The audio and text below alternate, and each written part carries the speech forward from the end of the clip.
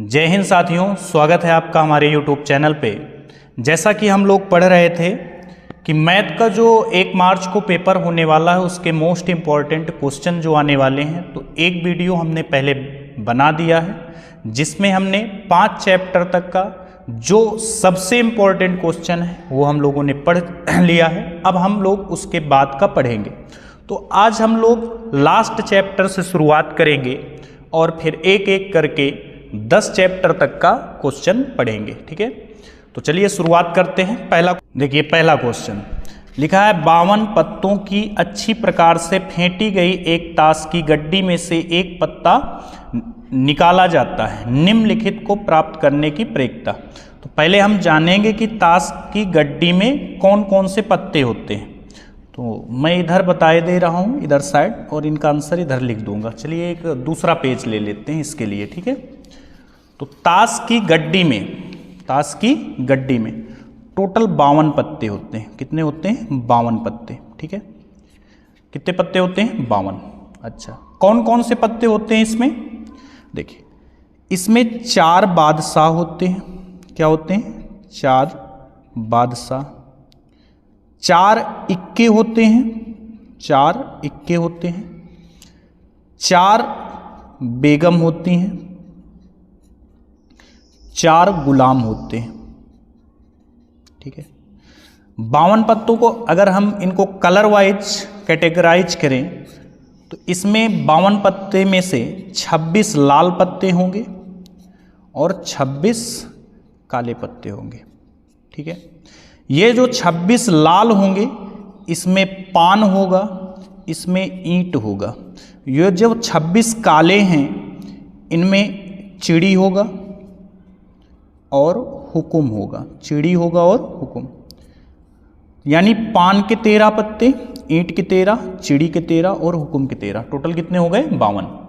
ये आप समझ गए। ठीक है, ये जो बादशाह, बेगम और गुलाम होते हैं इनको बोला जाता है चित्र वाले पत्ते हैं, तस्वीर वाले पत्ते हैं, क्योंकि इनमें तस्वीर बनी होती है बादशाह, बेगम और गुलाम में। ठीक है, अब याद रखना बादशाह, बेगम और गुलाम इनमें क्या होती है? तस्वीर। ठीक है, तो 4 4 8 4 12 12 क्या हो गए? चित्र वाले पत्ते। 12 क्या हो गए? चित्र वाले। इनमें भी से 6 लाल होंगे और 6 क्या होंगे? काले। 12 चित्र वाले पत्ते हैं, इनमें से 6 लाल होंगे और 6 क्या होंगे? काले। तो ये हमने पढ़ लिया, लगभग सब कुछ जान लिया। अब हम लोग सवाल करते हैं। ठीक है, देखिए तो इसमें क्या क्या पूछा गया? एक पत्ता निकाला गया, वह बादशाह हो, इसकी क्या प्रक्रिया है? तो अभी मैंने आपको बताया बादशाह कितने होते हैं। आप बोलेंगे सर 4 बादशाह होते हैं। कितने होते हैं? 4 बादशाह। कितने होते हैं? 4। टोटल पत्ते कितने हो गए? 52। तो क्या आ जाएगा? 4/52। इसको काट भी देंगे अगर कट रहा है। 4 1 कम 4, 4 1 कम 4, 4 3 12, यानी प्रक्रिया आ गई आपकी 1/13। कितनी आ गई? 1/13। दूसरा क्वेश्चन देखिए, लाल रंग का इक्का। देखिए इक्का तो हमने 4 बताए। इक्का कितने? 4। 2 लाल और 2 काले।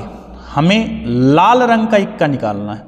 तो इक्का होते हैं 4, लेकिन लाल वाला इक्का चाहिए तो 2 होंगे, और टोटल कितने होंगे? 52, यानी 1/ कितना आ जाएगा? ये 26। अगला देखिए, फेस कार्ड अथवा तस्वीर वाला पत्ता। अभी बताए थे हमने 4 बेगम, 4 गुलाम, 4 बादशाह, यानी फेस कार्ड कितने हो गए? 12। टोटल कितने हो गए? 52। प्रक्रिया का मतलब होता है जो टोटल हो वो नीचे लिखना है। इतना तो आप पढ़ चुके होंगे। 4 से काटेंगे, 4 3 12, 4 1 कम 4, 4 3 12, 13 चौको 52 और 4 3 12। काला तस्वीर वाला पत्ता। देखिए अभी हमने बताया था, ये देखिए तस्वीर वाला या चित्र वाला पत्ता। देखिए 12 चित्र वाले, इसमें से 6 काले होते हैं और 6 क्या होते हैं? लाल होते हैं। तो काला तस्वीर वाला पत्ता निकालना है, यानी काले तस्वीर वाले कितने? 6। टोटल कितने? 52। काट दीजिए 2 से, 2 3 6, 2 से काटेंगे 26, 3/26 आ जाएगा। पान का गुलाम। देखिए गुलाम कितने? 4।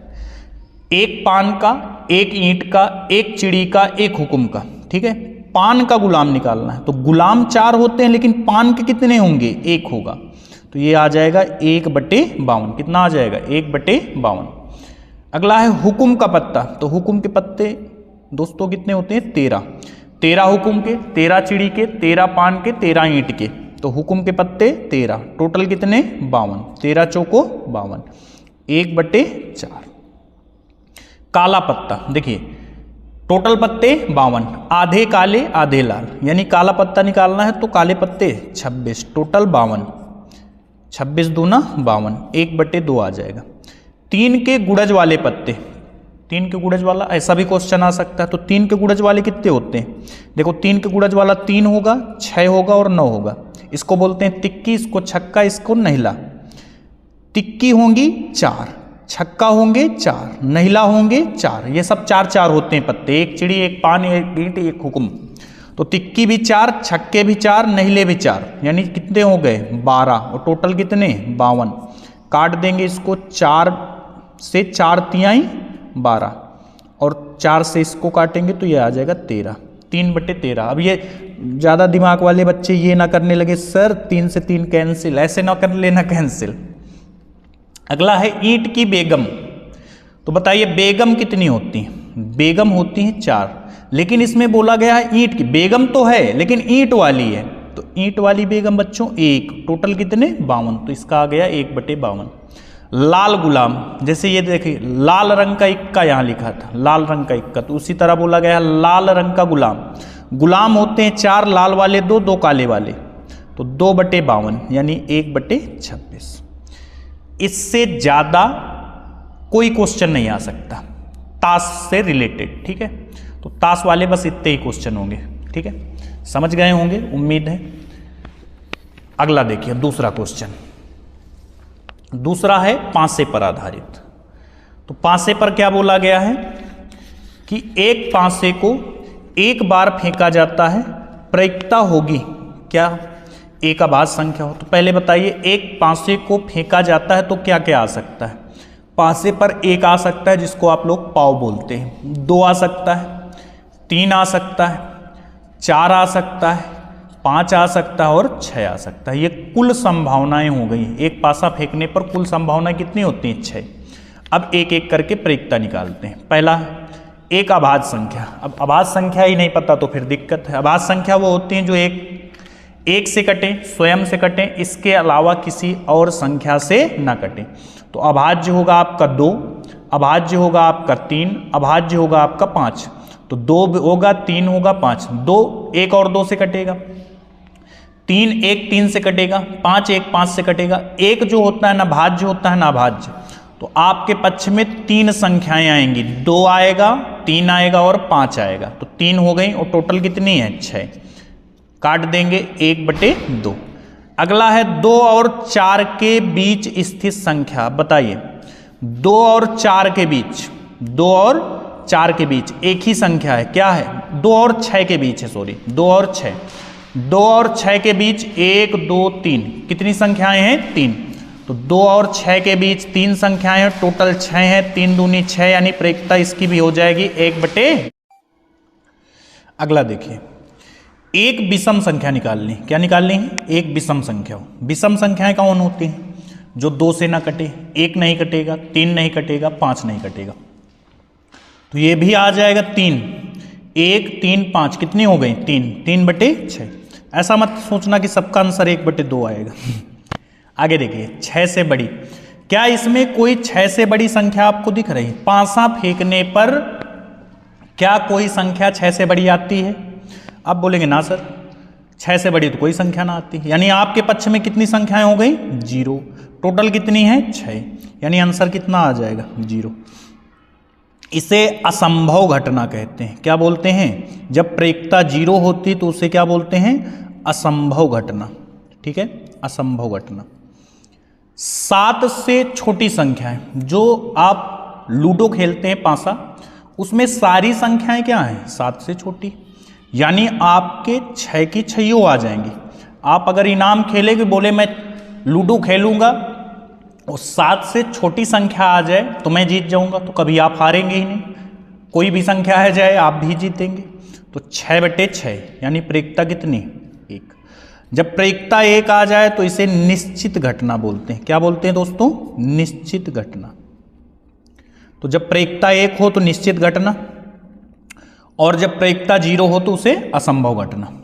अगला 3 के गुणज यानी 3 के पहाड़ा, तो 3 और 6, 3 के पहाड़ा में कौन आएगा? 3 और 6, तो आपके पक्ष में 2 हो गए, टोटल कितने हैं? 6, यानी प्रयुक्ता आ जाएगी 1/3। अगला है 3 और 6 के बीच, इसको थोड़ा ध्यान से पढ़ना। 3 और 6 के बीच स्थित सम संख्या, सम संख्या निकालनी दोस्तों। 3 और 6 के बीच, 3 और 6 के बीच तो 2 संख्याएं आती हैं, 4 और 5, लेकिन हमें सिर्फ सम वाली लेनी, यानी सिर्फ एक होगी 4, एक ही संख्या आएगी 3 और 6 के बीच जो सम है क्या? 4, तो 1/6। आपको कॉमन क्या मिल रहा था? सिर्फ 4, यानी संख्याएं कितनी हो गई? एक, और टोटल कितनी हो गई? 6। तो उम्मीद है ये भी आपको अच्छे समझ में आया होगा। पांसा का हो गया सवाल, पत्तों का हो गया। अब गेंदों को देखेंगे, उसके पहले एक क्वेश्चन और देखेंगे। ये देखिए क्वेश्चन, ठीक है, पढ़िए, अब आपको अच्छे से पढ़ने में आएगा। बताइए इसका आंसर क्या हो सकता है।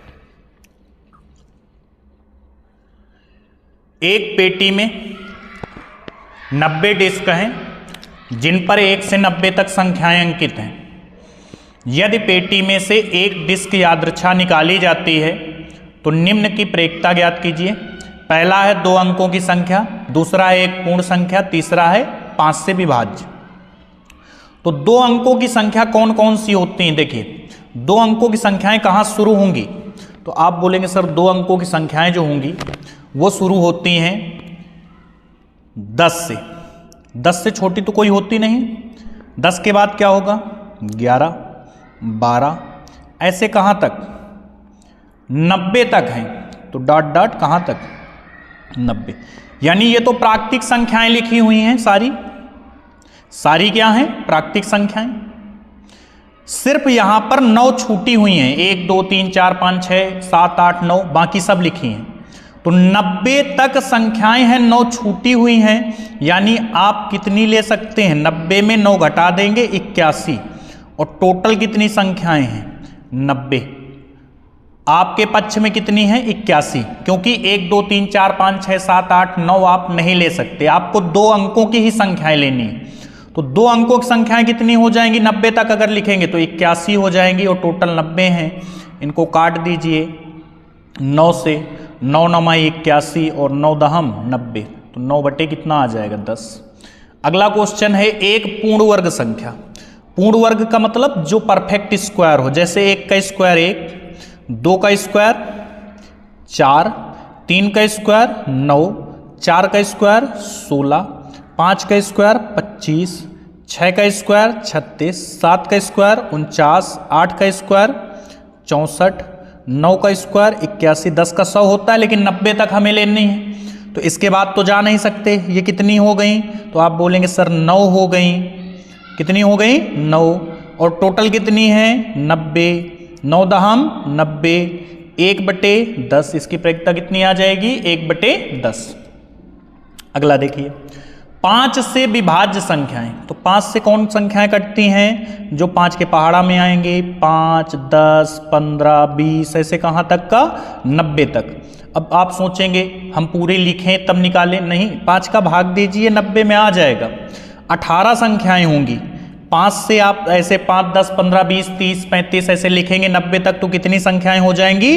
18। निकालने के लिए तरीका क्या है? लास्ट वाले नंबर में इससे भाग दे दीजिए। टोटल कितनी है? 90, 18 पंचे 90, यानी इसकी प्रयुक्ता आ जाएगी 1/5। बताओ समझ में आया? ठीक है, स्क्रीनशॉट लेते रहना, बार बार ना कहेंगे अब हम। अगला देखिए, अगला है एक डिब्बे में 5 लाल कंचे, 8 सफेद कंचे। ये इंपॉर्टेंट क्वेश्चन इसलिए है क्योंकि इसके मल्टीपल में बहुत आएंगे क्वेश्चन। हमने पूरा लिख दिया है जिसमें आपको सब कुछ समझ में आ जाए। बोला क्या गया है कि एक डिब्बे में 5 लाल कंचे हैं, 8 सफेद हैं और 4 हरे कंचे हैं। इस डिब्बे में से एक कंचा यादृच्छा निकाला जाता है, इसकी क्या प्रयुक्ता है कि वह लाल है। तो सबसे आसान सवाल यही है, बताओ लाल कंचे कितने हैं? यहां ऊपर देखो लाल वाले हैं कितने? पांच लाल कंचे हैं, तो ऊपर लिख देंगे 5। जो निकालना हो उसको ऊपर लिखें, टोटल कंचे नीचे लिख दें। 5 लाल हैं, 8 सफेद हैं, 8 5 13, 13 और 4 कितने होते हैं बच्चों? 13 4 17। बस हो गया।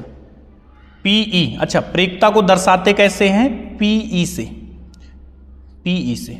और प्रेक्ता का मान हमेशा याद रखना 0 से बड़ा या बराबर। पीई जो होता है वो हमेशा 0 से बड़ा या बराबर और 1 से छोटा या बराबर होता है। प्रेक्ता का मान हमेशा 0 से बड़ा होगा या बराबर होगा, 1 से छोटा या बराबर होगा। यानी हम कह सकते हैं प्रेक्ता हमेशा 0 और 1 के बीच में होगी। ये हमने आपको जानकारी के लिए बताया है, इसमें नहीं सॉल्व करना है। दूसरा, यहां पीई कितना होगा? प्रेक्ता, प्रोबेबिलिटी ऑफ इवेंट, घटना घटित होने की प्रेक्ता। सफेद है तो बताएं आप, सफेद कितने हैं? आप बोलेंगे 8 हैं सर जी, 8। कितने हैं? 8। 8 5 13, 13 और 4 17। बार बार जोड़ने की जरूरत नहीं है, हमें टोटल पता है 17 है। अब ये देखिए कुछ घुमा रहा है, हमें बोल रहा हरा नहीं है, तो पहले हम निकालेंगे पीई। पीई का मतलब हरा होने की निकालेंगे पहले। हरा है, हरे कितने हैं? 4। टोटल कितने हैं? 17। हमें हरा नहीं की निकालनी है। नहीं का मतलब डैश होता है, यहां जैसे ई में हमने ये डैश लगा दिया, इसका मतलब होता है नहीं, ना होने की प्रेक्ता। ये हरा होने की है, ये हरा ना होने की है। तो क्या करेंगे? इसको 1 में माइनस कर देंगे, बस 1 माइनस पीई। जब ना होने की निकालनी हो तो जो होने वाली है उसको 1 में माइनस कर दें, ना होने की आ जाएगी। 1 माइनस 4/17, 17 1 कम 17, 17 में 4 गए, 13/17। तो इसका आंसर आ जाएगा 13/17। अगर ना समझ में आए तो देखिए इसमें लिखा हरा ना हो। हरा ना हो तो वो लाल भी हो सकता है, सफेद भी हो सकता है, ठीक है। अगर आपको ऐसे नहीं निकालना है तो क्या करेंगे? हरा नहीं निकालना है तो हरे को छोड़ दीजिए, इस 4 हटा दीजिए। अब ये लाल भी हो सकता है, सफेद भी हो सकता है, तो लाल और सफेद मिला के कितने हुए? 5 ये 8 ये 8 5 13, टोटल कितने हैं? 17। तो 13 बटे कितना आ जाएगा? 17। उम्मीद है समझ में आया होगा। तो ये प्रेक्ता के सारे क्वेश्चन हो गए, प्रेक्ता के जितने क्वेश्चन हो सकते थे बस आपको इतने ही पढ़ने हैं। बाकी वो आप थोड़ा पढ़ते रहना बहुविकल्पी के लिए अलग से। बाकी ऐसे अगर इस तरह क्वेश्चन आए तो इससे ज़्यादा कुछ नहीं पूछेगा इसमें, ठीक है। अब देखिए अगला क्वेश्चन, देखिए अगला क्वेश्चन क्या है। अब यहां से वो वाला चैप्टर प्रेक्ता खत्म, यहां सांख्यिकी। निम्नलिखित सारणी 400 नियान लैंपों के जीवन कालों को प्रदर्शित करती है। एक लैंप के माध्यक जीवन काल, यानी पहले तो हमें माध्यक निकालना है। अब आप ये ना सोचना माध्यक क्या नई चीज है, नहीं, माध्यिका को ही माध्यक बोलते हैं। तथा बहुलक की गणना करें, तो माध्यक भी निकालना है, बहुलक भी निकालना है। तो अगर हमें सिर्फ बहुलक निकालना होता तो हमें ये वाला जो हमने लिखा है ये ना करना पड़ता। हम पहले बहुलक निकालते हैं। पहले क्या निकालते हैं? बहुलक। तो बहुलक बराबर हमें फार्मूला पता है। बहुलक जो होता है, बहुलक बराबर L plus F1 minus F0 upon 2F1 minus F0 minus F2 into H। 2F1 minus F0 minus F2 into H। अब इनकी वैल्यू कैसे निकालेंगे? तो यहां देखिए, जो सबसे बड़ा हो, इसमें जो सबसे बड़ा है वही हमारा क्या होता है? F1। क्या होता है? F1। तो जैसे यहां सबसे बड़ा कौन है? 86। तो यहां ऊपर हम लिख लेते हैं सबसे बड़ा कौन है? 86। तो F1 हो गया 86। जहां F1 है उसके ऊपर F0 होगा। 1 से छोटा कौन होता है? 0। तो ऊपर वाला इसके होगा F0, यानी F0 की वैल्यू 60। अब देखिए जो नीचे होगा वो इससे, ये F1 F0, नीचे वाला F2। तो नीचे वाला है F2। F2 कितना है? 74, 74। अभी हमें जरूरत L की भी पड़ेगी। तो L कैसे आएगा? जहां से आपने F1 निकाला था उसी के सामने देखिए, बस इनको दोनों को घटा दीजिए। 3500 में 3000 घटाने हैं, कितना आ जाएगा? 500। कितना आ जाएगा? 500। ये हो गया L, सॉरी गलत लिख दिया हमने, ये हटा दीजिए यहां से।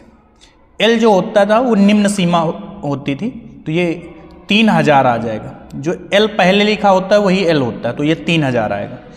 एच के लिए ऐसा करते हैं कि उच्च सीमा में निम्न सीमा को घटा देते हैं, तो ये कितना आ जाएगा 500। अब आई बात समझ में, 3500 में 3000 घटाएंगे तो कितना बचेगा 500। एल होता है ये जो जहां से हमने F1 निकालना था उसी के सामने एल, इन दोनों को घटा के निकालते हैं एच। अब वैल्यू पुट कर दीजिए, एल का मतलब 3000 प्लस F1 का मतलब 86, F0 60 बटे 2F1 का मतलब 86 माइनस F0 60 माइनस F2 74 और गुणे 500, क्योंकि H का मान कितना है 500, तो यहां कितना लिख देंगे 500। अब आगे कैसे हल करेंगे, देखिए 3000 वैसे ही लिख देंगे, प्लस इसको घटाएंगे तो ये कितना बचेगा, 86 में कितने चले गए 60, तो ये बचा 26। कितना बचा 26। इसका इसमें गुणा और 60 74 को जोड़कर घटा दो, तो ये जब सॉल्व करेंगे तो ये 38 आ जाएगा। कितना आ जाएगा 38, और गुणे कितना चल रहा है 500, तो यहाँ 500 लिख देंगे। ठीक है, ये आगे सॉल्व करेंगे, ये हो जाएगा 3000 प्लस 26 में 38 से जब भाग देंगे, चाहे तो पहले 2 से काट लेंगे तो ये 13 हो जाएगा, ये 19 का 13 में भाग देंगे और 500 से गुणा करवा देंगे, तो ये आ जाएगा 342.10। कितना आ जाएगा 342.10। अब 3000 और 342 को जोड़ देंगे तो ये आ जाएगा 3342.10। कितना आ गया 3342.10। उम्मीद है कि बहुलक समझ में आ गया हो। देखिए इसी क्वेश्चन में आगे हमें निकालना था माध्यक, तो माध्यक निकालने के लिए हमें संचयी बारंबारता यानी CF की जरूरत होगी। किसकी, CF की। ये F है, यहां हम CF निकालेंगे। कैसे निकालेंगे, पहला जो है उसको सेम लिख दो, जैसे यहां 14 है तो यहां 14 लिख दिया। अब 14 में 56 को जोड़ेंगे, 56 और 4 60 और 10 70, 7 6 13 यानी 130। अब 130 में हम कितने को जोड़ देंगे 86 को, तो ये हो जाएगा 216। 216 में अब हम किसको जोड़ देंगे 74 को, तो ये हो गया 290। 290 में हम जोड़ देंगे 62 को, तो ये हो जाएगा 352। 352 में 48 को जोड़ेंगे, ये कितना हो जाएगा 400।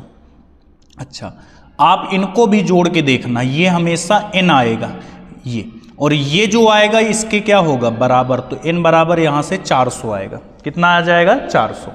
अब इसको कैसे सॉल्व करेंगे वो देखिए, 400 तो आ गया, क्या आ गया 400, तो हमें पहले n/2 निकालना है। इसको सॉल्व करने के लिए n/2, n कितना है 400, 400 बटे 2 यानी कितना आ जाएगा 200। अब ये देखेंगे कि हम ये 200 आ कहां पर रहा है, ये जो 200 है ये आ कहां पर रहा है, तो 200 हमारा 130 के बाद में आएगा। ऐसे सोच के देखो, 200 हमें लाना है, 200 यहां कहां आएगा, ये 130 के बाद और 216 के पहले, इसमें 130 के बाद इसमें सब लिखे हुए हैं, जो ये 216 है 130 के बाद जितने भी आएंगे तो कहां आएंगे इसमें, तो जहां आएंगे उसी के सामने वाला ये हो गया F। ठीक है, इसके ऊपर वाला ये हो जाता है CF। ये F जहां हमारा आंसर मिल रहा है, 200 हमारा कहां मिल रहा है इस वाली लाइन पे, तो ये F है, इसके ऊपर वाला CF। F पता CF पता, यहां से हम और सब निकाल लेंगे। F हमें मालूम हो गया कितना है 86 और CF कितना है हमारा 130। CF कितना है 130। दूसरा हमें L मालूम, L तो ऊपर है हमने उस वाले क्वेश्चन में निकाल लिया था, फिर से एक बार निकाल लेते हैं। L क्या है 3000। L जो जिसमें हमने आंसर पाया हो उसी के निम्न सीमा को L बोलते हैं। फिर इसके बाद H की भी जरूरत पड़ेगी, तो H कितना है 3500। उच्च सीमा में निम्न सीमा को घटा दीजिए, 3500 माइनस 3000 तो कितना आ जाएगा 500। ये कितना आ जाएगा 500, 3500 माइनस 3000 कितना आ गया 500। ये सारी वैल्यू निकल आई। अब इसका फार्मूला देखना क्या होता है, हमें निकालना क्या है माध्यक। तो माध्यक बराबर क्या होता है L plus n/2 minus CF upon F into H. L plus n/2 minus CF upon F, बस फार्मूले में अब रखना है, मेन काम यही था ढूंढना उड़ना। L का मतलब कितना है 3000 प्लस n/2 मतलब 200 हमने निकाला था अभी, माइनस CF 130 बटे F 86 इंटू H कितना निकला था 500। आगे इसको सॉल्व करते हैं तो ये आ जाएगा 3000 प्लस 200 में 130 चले गए 70 बटे 86। हमने कैलकुलेशन पहले से करके रखी है, आपका टाइम वेस्ट ना करें इस वजह से हमने कैलकुलेशन पहले से ही कर ली थी। जब इसका भाग देंगे तो 406.98 आएगा, तो इसका आंसर कितना हो जाएगा 3406.98। ठीक है, तो कैलकुलेशन हमने टाइम बचाने, आपको प्रोसेस मालूम होना चाहिए करना कैसे, कैलकुलेशन तो आप ही को करनी है, ये तो पता है, लगाने का तरीका क्या होगा ये बस ध्यान दे लीजिए, स्क्रीनशॉट ले लें। ये पहले वाले का आंसर था और ये दूसरे वाले का आंसर था। ठीक है, अब चलिए अगला क्वेश्चन देखते हैं। आप क्वेश्चन देखें, इसके बाद खुद से लगाने का प्रयास करें। लिखा है यदि नीचे दिए हुए बंटन का, यह मोस्ट इंपॉर्टेंट क्वेश्चन है, ठीक है, इसमें स्टार भी हमने लगाए हैं। यदि नीचे दिए हुए बंटन का माध्यक का मतलब वही माध्यिका 28.5 हो तो x और y के मान ज्ञात कीजिए। तो माध्यक निकालने के लिए हमें क्या निकालना पड़ेगा, पहले CF। कैसे निकालेंगे, पहला वाला उसी तरह यानी 5 वैसे ही रख देंगे। ठीक है, दूसरे में ये जोड़ते चले जाएंगे, 5 में x जोड़ेंगे, 5 x ना लिख लेना, 5 प्लस x, क्योंकि एक चर है एक अचर। अब 5 में 20 को जोड़ेंगे तो ये हो जाएंगे 25 प्लस x। ठीक है, 25 में 15 जोड़ेंगे 40 प्लस x, फिर इसको इसमें जोड़ेंगे 40 प्लस x को y में, तो ये 40 प्लस x प्लस y है। अब ये अचर है, ये भी अचर है, ये चर है, तो इनको ऐसे जोड़ तो नहीं सकते, तो ऐसे लिखेंगे 40 प्लस x प्लस y। फिर 40 में 5 जोड़ेंगे तो ये आ गया 45 प्लस x प्लस y। पिछले क्वेश्चन में हमने बताया था, तो जो यहां पर ये जुड़ के आएगा वो इसके क्या होगा बराबर, यानी यहां से हम कह सकते हैं कि 45 प्लस x प्लस y बराबर कितना होगा बच्चों 60 के। तो यहां से हम ये भी तो बोल सकते हैं कि x प्लस y जो होगा वो कितने के बराबर होगा 60 माइनस 45, यानी x प्लस y बराबर कितना आ जाएगा 15। यानी हम यहां से कह सकते हैं कि x y जो हमने निकालने हैं उनका योग 15 आएगा, लेकिन x कितना है y कितना है ये नहीं बता सकते। x y जोड़ के 15 आएगा, x कितना होगा y कितना होगा ये नहीं बोल सकते हम। ठीक है, 10 5 आ जाए, 7 8 आ जाए, 13 2 आ जाए। ठीक है, तो ये निकालने के लिए इसकी मदद लेंगे। अभी हमने निकाला था कि माध्यक बराबर बच्चों क्या होता है, माध्यक बराबर L plus n/2 minus CF upon F into H। अब देखिए इसमें n/2 निकालने की हमें उतनी जरूरत नहीं पड़ेगी, हमें बस ये देखो माध्यक कितना है 28.5। 28.5 कहाँ आएगा, इधर देखो 28.5 30 और 20 और 30 के कहाँ आएगा बीच में, 28.5 20 और 30 के बीच में, इन्हीं के 20 और 30 के बीच में ही तो आएगा 28। माध्यक का मतलब वर्ग अंतराल में ये कहाँ पर आता है, तो 20 और 30 के बीच में जहां मिल जाए वही हमारा क्या होता था दोस्तों F। और इसके ऊपर वाला CF में इसके ऊपर वाला ये क्या होता था हमारा CF, क्या होता था CF, और ये होता था हमारा L, इनका अंतर क्या होता था H।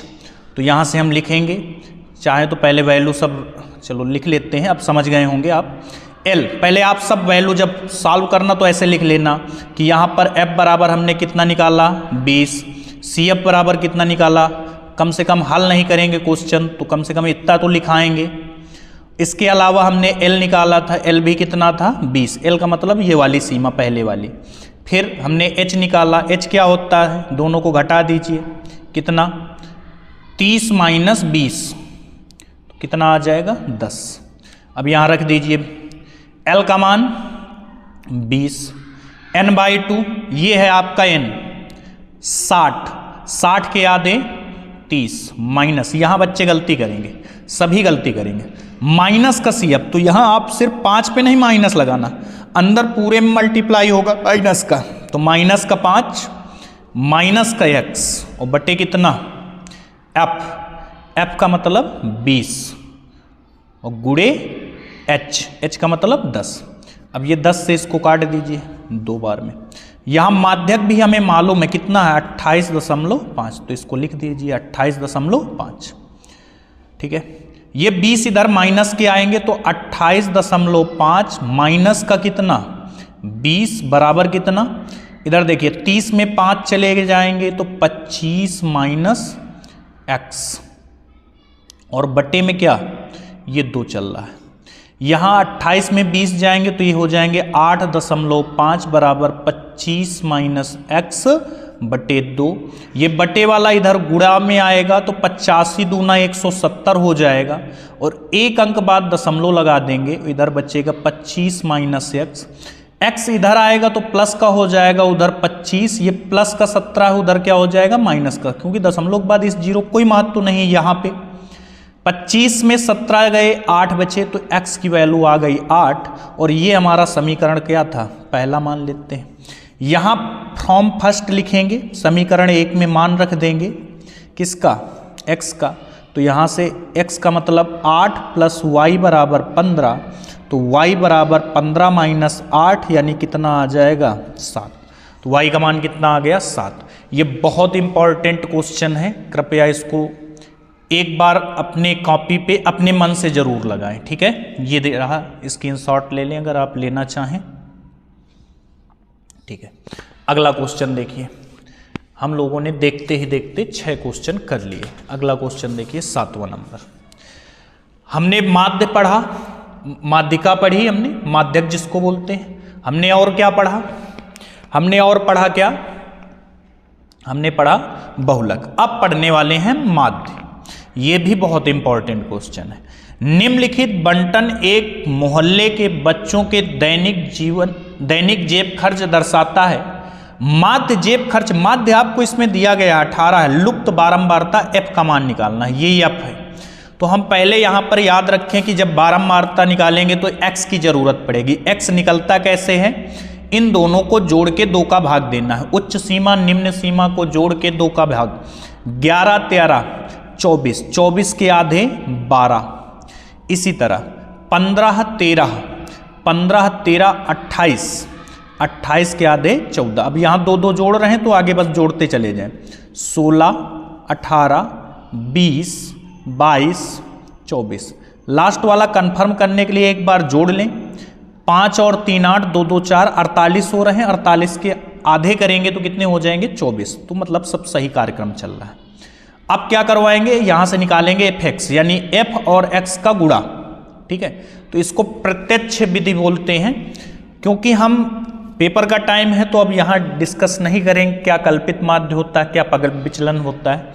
यहां पर सीधा गुणा करवाएं आप, 12 सते ये हो जाएगा 84, 14 छंग ये भी होता है 84, कभी कभी पहाड़ा भूल जाते हैं, और 16 नहीं यहाँ 144, फिर 18 13 हम नहीं आता, 18 पहाड़ा 3 में पढ़ें, 18 3 का 54, कितना बचा 5, 18 एक कम 18, 18 और 5 23, 20 का f में करवाएंगे तो 20f आ जाएगा, गुणा करवा रहे हैं तो यहाँ 20 प्लस f नहीं 20f, 22 पंचे बच्चों 110 होता है, और 24 दूना 48, 48 दूना 96, तो ये आ जाएगा 96।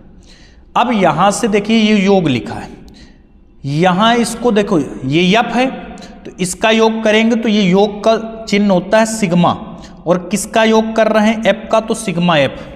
ये कितना आ जाएगा, इसको जब जोड़ेंगे तो देखिए 7 6 13, 13 13 26, 26 और 10 36, 35, 35 5 40, 4 44, 44 प्लस एफ आ जाएगा।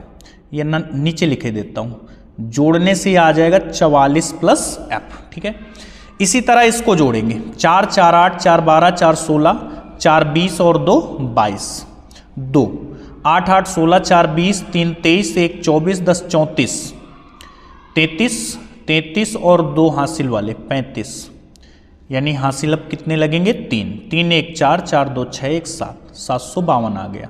ये 20 को हमने नहीं जोड़ा, ये दूसरी प्रजाति का आदमी, इसको अलग लिखेंगे 20f।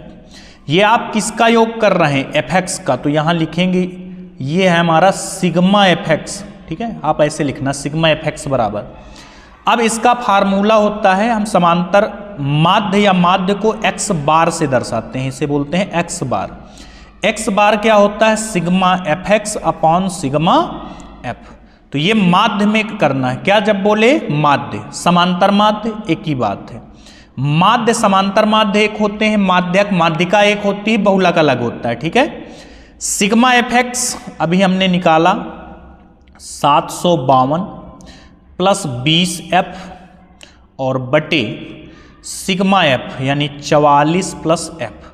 x बार ये तो दिया है हमें, ये देखो क्वेश्चन में 18, तो इसकी जगह लिख देंगे 18 बराबर 752 प्लस 20f बटे 44 प्लस f। इसका इधर गुणा करवाएंगे 44 का 18 में, तो 18 चौक 72, 18 चौक 72, 72 और 7 79, यानी 792। 18 गुणा f में तो 18f, इन दोनों का इसमें गुणा करवाया है। ठीक है, इधर बचा 752 प्लस 20f। अब देखिए 18f को उधर ले जाएंगे तो 20 में 18 घट जाएंगे तो कितने बचे, 2f। इसी तरह 752 को 792 में घटा देंगे तो कितना बच जाएगा, 40। 2 पे 2 0, 9 पे 5 4, तो यहाँ से f की वैल्यू कितनी आ जाएगी, 40 बटे 2, यानी f बराबर कितना, 20। बात आ गई होगी समझ में। तो देखिए ये बहुत अच्छा क्वेश्चन था, अच्छा इसलिए कैलकुलेशन ज़्यादा नहीं थी तो कैलकुलेशन से बच गए, इसलिए अच्छा बोल रहे हैं हम। ठीक है, स्क्रीनशॉट ले लें जल्दी से, आगे की ओर चलते हैं दूसरे क्वेश्चन की तरफ। ठीक है, अगला क्वेश्चन, अभी हम लोग ये कौन सा चैप्टर चल रहा है, सांख्यिकी। यही क्वेश्चन एक और है, ये थोड़ा अच्छा क्वेश्चन इसलिए क्योंकि ये शायद आपने पढ़ा होगा, फिर भी हो सकता है कि आपसे ये गलत हो जाए। गलत इसलिए हो जाए क्योंकि इस टाइप का हो सकता है आपने ना पढ़ा हो। इसमें फिर आप पूछेंगे इसमें ऐसा क्या है, अलग क्या है, तो अलग ये इसलिए है क्योंकि अभी हमें वर्ग अंतराल इनको बोलते थे। वर्ग अंतराल ऐसे होते थे 0 से 5, 5 से 10, 10 से 20, इसमें ऐसे लिख दिया 5 से कम, 10 से कम, 15 से कम। तो ये इसमें तो माध्य निकालना है, ये संचयी बारंबारता यानी माध्यक वाले में भी आ सकता है क्वेश्चन। तब कैसे करना है, तो देखो पहले इनको बनाएंगे। 5 से कम तो इसका मतलब है 0 से 5। ठीक है, ये क्वेश्चन आपको दे के आएगा, ये आपको बनाना पड़ेगा वहां पर। 10 से कम लेकिन 5 से ज़्यादा, यहाँ तो सिर्फ 5 से कम वाले हैं, यहाँ 10 से कम है, यानी ये हो जाएगा 5 से 10। इसमें 5 से बड़े हैं लेकिन 10 से क्या हैं, छोटे। 15 से कम यानी ये हो जाएगा 10 से 15। 20 से कम यानी 15 से 20। 25 से कम यानी 20 से 25। 30 से कम यानी 25 से 30। ये जो लास्ट वाला लिखा रहता है इसमें काउंट नहीं होता है। 30 से कम तो ये 30 काउंट नहीं, 25 होगा, 26 होगा, 27 होगा, 28 होगा, 29 होगा, लेकिन 30 इसमें नहीं होगा। ये हो जाएगा 30 से 35, ये हो जाएगा 35 से 40। ठीक है, ये आ गए। अब इनको हम क्या बोलते हैं, वर्ग अंतराल। क्या बोलते हैं, वर्ग अंतराल। ठीक है, ये वर्ग अंतराल हो गए। अब हमें निकालना है x। क्या निकालना है, x। x क्या होता है, दोनों को जोड़कर 2 का क्या दे देंगे, भाग। कैसे, 0 5 जोड़ेंगे, 2 का भाग देंगे, ये आ जाएगा 2.5। 10 5 15, 7.5। इधर 15 10 25, 25 के आधे 12.5। देखिए 2 हुआ, 7 हुआ, 0.5 तो सब में है। इधर देखिए 2 से 7, 7 5 12, 7 5 12, 12 5 17, 17 5 22, 22 और 5 27, 27 और 5 32, 32 और 5 37। चाहे तो आप चेक कर लें, 40 30 70 5 75, 37 दूना 74, 0.5 दूना 1, 75 हो जाएगा। तो ये आ गया x। अब यहाँ जो मोय मोय होगा आपके साथ इसमें भी होगा, जैसे इसको ऐसे चेंज किया है, ये अब जुड़ के लिखे हैं। देखो जब ऐसे आ जाए, कोई बढ़ता ही चला जाए, तो इसको पहले f निकालना पड़ेगा। ये f नहीं है, f निकालना पड़ेगा आपको यहाँ। तो पहला वाला सेम सेम लिखना है।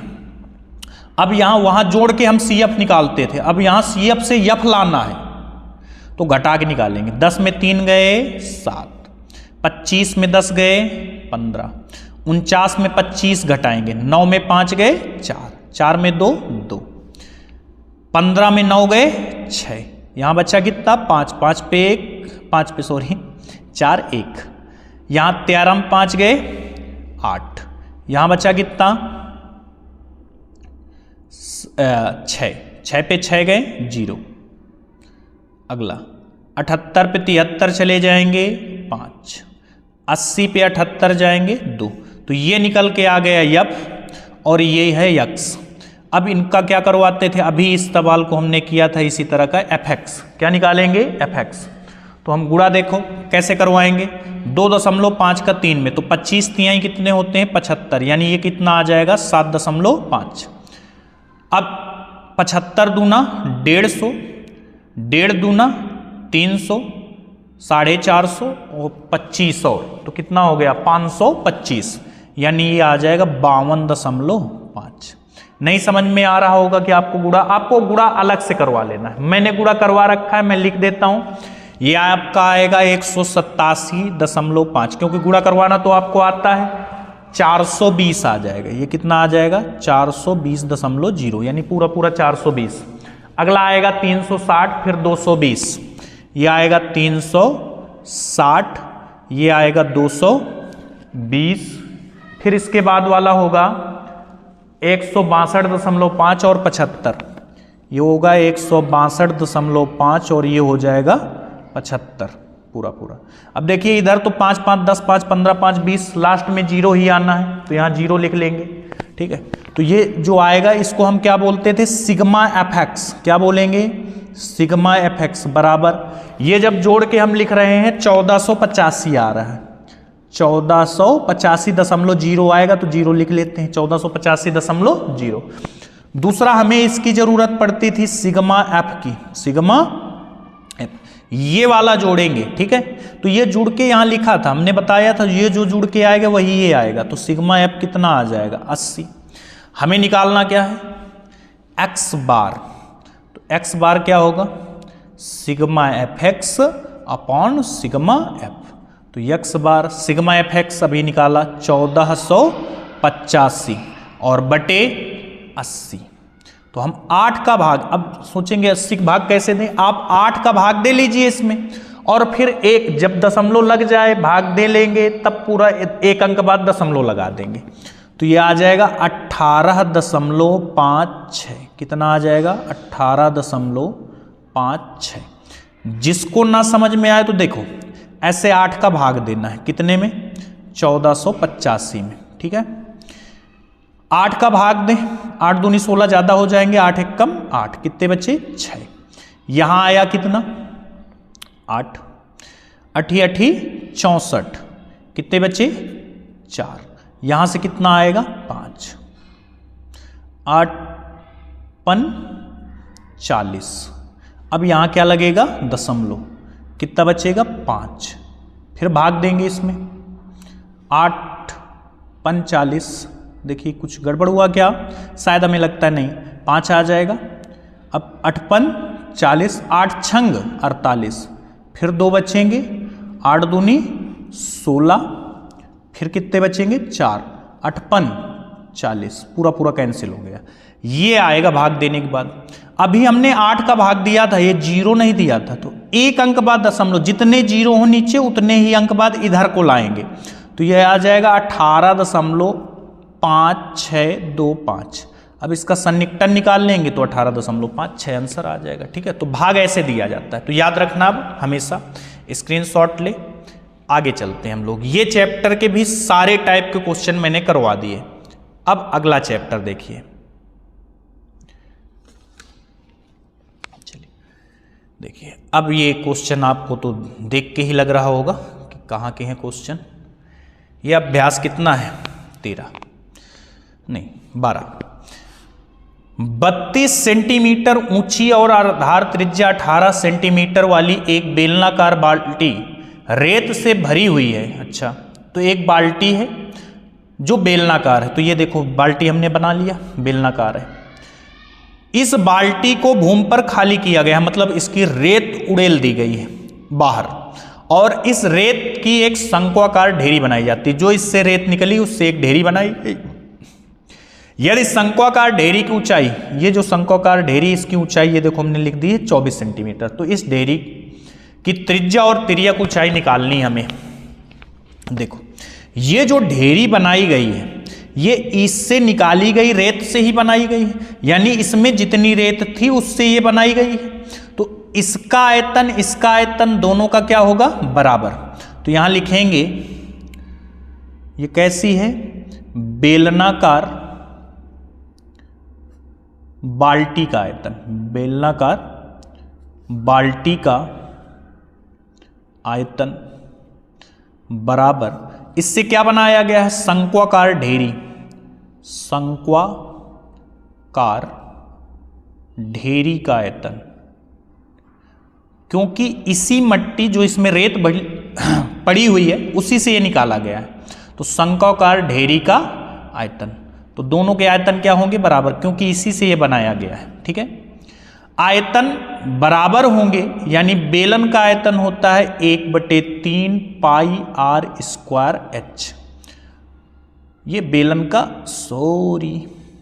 पाई r स्क्वायर h। शंकु का होता है 1/3 पाई r स्क्वायर h, उल्टा लिख दिया था। अब बताइए, यहां r कुछ दूसरा है, यहां r कुछ दूसरा है, निकलेगा ये तो पता है। यहां ऊंचाई कुछ दूसरी है, यहां कुछ और है, तो यहां r1 h1 लिख लेते हैं, यहां r2 h2 लिख देते हैं। ठीक है, दोनों अलग अलग होंगे। अब ये देखिए पाई गुणे में उधर कहां जाएगा, बटे में, तो ये पाई से पाई क्या हो जाएगा, कैंसिल। r1 स्क्वायर, त्रिज्या इसकी कितनी बताओ, 18, तो 18 गुणे 18 गुणे h1 ऊंचाई कितनी है, 32, इधर बराबर 1/3 इंटू r2 स्क्वायर, यानी यही तो निकालना है, गुणे h2 इसकी ऊंचाई कितनी है, 24, 3 8 24, 8 गुणे में इधर कहाँ आ जाएंगे, बटे में, तो r2 स्क्वायर बराबर क्या हो जाएगा, 18 गुणे 32, ये तो उसी तरह लिखा है, ये 8 गुणे में तो था, इधर कहाँ आ जाएगा, बटे में, 8 चौको 32। ठीक है, r2 स्क्वायर, इधर से स्क्वायर हटाएंगे तो इधर क्या लग जाएगा, अंडर रूट, स्क्वायर हटाएंगे तो इधर अंडर रूट। देखिए इस 18 इसको क्या लिख सकते हैं, इसको लिख सकते हैं 9 गुणे 2, इसको लिख सकते हैं 9 गुणे 2, और इसको वही 4 रहने दीजिए। क्यों ऐसा किया हमने, इससे देखो 9 से बाहर 3, इस 9 से बाहर 3, और ये 2 इनसे एक 2 बाहर, ये 4 से 2 बाहर, आपको पता 2 दूनी 4, जो पेयर बन जाए उसको बाहर कर लेते हैं। तो 3 त्रो को 9, 9 दूनी 18, 18 दूनी 36। तो R2 यानी त्रिज्या कितनी आ गई, इसकी त्रिज्या आ गई, आप बोलेंगे 36 आ गई। कितनी आ गई त्रिज्या, 36। अब दूसरा हमें इसमें पड़ी है, त्रिज्या तो निकल आई है, अब हमें क्या निकालना है, तो आप बोलेंगे त्रिज्या के अलावा भी हमें कुछ निकालना है, वो है हमारी तिर्यक ऊंचाई। तिर्यक ऊंचाई क्या होती है, तिर्यक ऊंचाई ये होती है, इसको हम लोग L से प्रदर्शित करते हैं। तो L बराबर क्या होता है, under root h square plus r square. h ऊंचाई इसकी कितनी है, 24 का स्क्वायर। त्रिज्या भी हमने निकाली, इसकी R2 कितना आया था, 36 का स्क्वायर, 24 का स्क्वायर और 36 का स्क्वायर। 24 का स्क्वायर कितना होता है, 576। आप चाहें तो देखो यहां से कुछ कॉमन भी आ जाएगा, ऐसे कॉमन भी ले ले। क्या कॉमन आ सकता है, यहां 12 का स्क्वायर अगर कॉमन ले ले, 12 का स्क्वायर, तो यहां 12 का स्क्वायर कॉमन ले लेंगे, तो यहां क्या बच जाएगा, 2 का स्क्वायर प्लस यहाँ 12 तिहाई 36, 3 का स्क्वायर, 12 दूनी 24, तो ये आ जाएगा 12 का स्क्वायर, यानी 12 क्या आ जाएगा बाहर, 3 का स्क्वायर 9, 2 का स्क्वायर 4, 9 4 13, अंडर रूट में 13 बच जाएंगे। ठीक है, तो ये आसान तरीका था, नहीं तो आप दोनों को जोड़ते फिर देखते क्या बन रहा है। यहाँ 12 का स्क्वायर देखिए, जो स्क्वायर है दोनों तो स्क्वायर कॉमन लेंगे, कितने 12 का स्क्वायर। ठीक है, यहाँ बच्चा 12 का स्क्वायर से भाग देंगे तो 2 का स्क्वायर बच जाएगा, 12 तिहाई 36, 3 का स्क्वायर, ये हो गया 9, ये हो गया 13, रूट में ये बच जाएंगे, 12 की स्क्वायर से 12 क्या हो जाएगा बाहर, ये हमारी आ गई तिर्यक ऊंचाई। उम्मीद है कि आपको समझ में आया होगा। अगर इसके बाद इसका और कुछ पूछता कि आयतन निकालो कितना होगा, तो भी निकाल देते इसका आयतन कितना होगा। ठीक है, ये हो गया क्वेश्चन। अगला क्वेश्चन देखिए, क्वेश्चन नंबर 10। पढ़िए क्वेश्चन को कि दवा का एक कैप्सूल बेलन के आकार का है, ये तो उसमें आपके एक्सरसाइज में भी है। दवा का एक कैप्सूल एक बेलन के आकार का है, इसके दोनों सिरों पर 2 अर्धगोला बना हुआ है, पूरे कैप्सूल की लंबाई 14 मिलीमीटर है और इसका व्यास 5 मिलीमीटर है। कैप्सूल का आयतन निकालना है। तो ये कैप्सूल बनी हुई भाई साहब, इसका देखिए ये पूरी लंबाई कितनी है, यहां से ये कैप्सूल की पूरी 14। ठीक है, ये जो इसकी त्रिज्या है, देखो पूरा व्यास जो है इसका वो कितना था 5, त्रिज्या निकाली 5/2 हो गई, इधर की भी त्रिज्या निकाली 5/2 हो गई। अब देखो अगर हमें ये वाली निकालनी हाइट तो कैसे निकालेंगे, टोटल 14 है, ये हो गई 5/2, ये हो गई 5/2, 5/2 मतलब 2.5 और ये भी 2.5, 2.5 मिलके कितने हो गए 5, तो 14 में 5 घटा देंगे तो ये बीच वाली हाइट मिल जाएगी। टोटल 14 है, यानी यहां तक जो एक्स्ट्रा है कितनी 2.5, यहां तक एक्स्ट्रा कितनी है 2.5, 2.5 हो गए 5, 14 में 5 घटाए तो ये बीच वाली बच गई कितनी 9। इसको लिखेंगे पूरी, जो आपको कम से कम क्वेश्चन ना आए तो कम से कम पूरा जो इसमें इंफॉर्मेशन दी है सूचना उसको लिखें कम से कम। ये देखिए लिखा है दवा का एक कैप्सूल। ठीक है, इसको थोड़ा से हम लोग क्या कर लेते हैं सही। ठीक है, अब इसको आगे पढ़ते हैं। दवा का एक कैप्सूल एक बेलन के आकार का है, जिसके दोनों सिरों पर 2 अर्धगोला लगा हुआ है। क्या लगा हुआ है 2 अर्धगोला। ठीक है, अब ठीक है, तो बेलन पहले हम इनको दोनों पहले इनकी गोलों की बात कर लेते हैं। अच्छा, जो ये इनकी त्रिज्या होगी वही बेलन की होगी, तो यहां आप पेपर में अलग अलग लिखना, मैं साथ में लिख देता हूं। बेलन तथा दोनों अर्धगोलों, दोनों अर्धगोलों का व्यास, बेलन तथा दोनों अर्धगोलों का व्यास, व्यास कितना दिया था आपको 5 mm, कितना दिया था 5 mm। ठीक है, अब इसी तरह लिखेंगे बेलन तथा दोनों अर्धगोलों की त्रिज्या, त्रिज्या आपको पता है कैसे निकालते हैं, व्यास का आधा कर दे 5/2 mm हो जाएगा। ठीक है, ये आ गई बेलन की त्रिज्या और अर्धगोलों की भी त्रिज्या।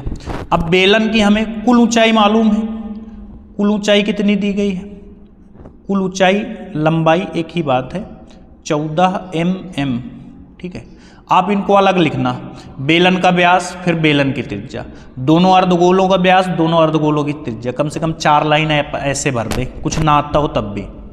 कुल ऊंचाई हो गई, ये तो हमने सब इसी से लिखा है, कुछ अलग नहीं किया। अब हमें निकालनी है बेलन की ऊंचाई, बेलन की ऊंचाई कैसे निकलेंगे, टोटल कितनी है 14, इसमें माइनस कर देंगे कितनी, ये 2.5 ये 2.5, 2.5 मिलके कितने हो गए 5, तो कितनी आ गई 9 mm। अब हमें निकालना है इसका आयतन, तो यहां लिखेंगे कैप्सूल का, कैप्सूल का आयतन, कैप्सूल का आयतन। कैप्सूल का आयतन कैसे निकलेगा, 2 अर्धगोला जुड़े हुए हैं एक बेलन, तो यहां लिखेंगे बेलन का आयतन, बेलन का आयतन जुड़ जाएगा प्लस 2 अर्धगोलों का आयतन, 2 अर्धगोलों का आयतन, तो बेलन का आयतन प्लस 2 अर्धगोलों का आयतन। बेलन का आयतन क्या होता है पाई आर स्क्वायर एच। 2 गुणे अर्धगोले का आयतन 2/3 पाई आर क्यूब। 2 अर्धगोले मिलके एक गोला बना देगा। देखो ये 4/3 पाई आर क्यूब हो जाएगा। यहां से पाई आर स्क्वायर कॉमन मिल रहा है। यहाँ आर अलग अलग तो है नहीं, सबके आर क्या है, सेम सेम। तो पाई आर स्क्वायर कॉमन ले लीजिए, तो यहाँ बचेगा एच, यहाँ बचेगा 2 दूनी 4/3 पाई कॉमन है, आर स्क्वायर कॉमन है, आर की पावर 3 है, तो 1 आर बच जाएगा। अब पाई का मान इसमें शायद दिया तो गया नहीं है, तो जब पाई का मान देना तो हमें पाई का मान कितना रखना है, 22/7। तो यहां रख देंगे 22/7 इंटू आर स्क्वायर। आर कितना है 5/2 गुणे 5/2 आर स्क्वायर यानी 2 बार। एच अभी निकाला था 9 प्लस 4/3 इंटू आर, आर का मतलब 5/2। ठीक है, ये एच 9 था, 4/3 इंटू 5/2। कुछ कट रहा, हाँ बस इतना कटेगा, 11। 11 पच्चे 55, तो यहां आ जाएगा 55 गुणे 5 और बटे 7। इसको हल करेंगे अगर तो देखिए 4 पंचे 20, 3 दूनी 6, ये 6 हुआ, 6 का गुणा 9 में तो 54 हो गए। 54 और 20 74, 54 और 20 74, और नीचे कितना आया था 6। ठीक है, ये आ गया। ज़्यादा से ज़्यादा आप क्या कर सकते हैं, इसको 3 बार, इसको 2 तिहाई 6 और 2 सत्ते 14। अब इनको गुणा करवाइए, 55 गुणे 5 गुणे 37 और 7 त्रिका 21। नीचे तो 21 आएगा और ऊपर इसकी कैलकुलेशन आएगी 10,175। 10,175। अब 21 का इसमें क्या दे देंगे भाग, तो ये आ जाएगा 242.46 आएगा। सेंटीमीटर नहीं, मिलीमीटर था, ये भी याद रखना, मिलीमीटर क्यूब।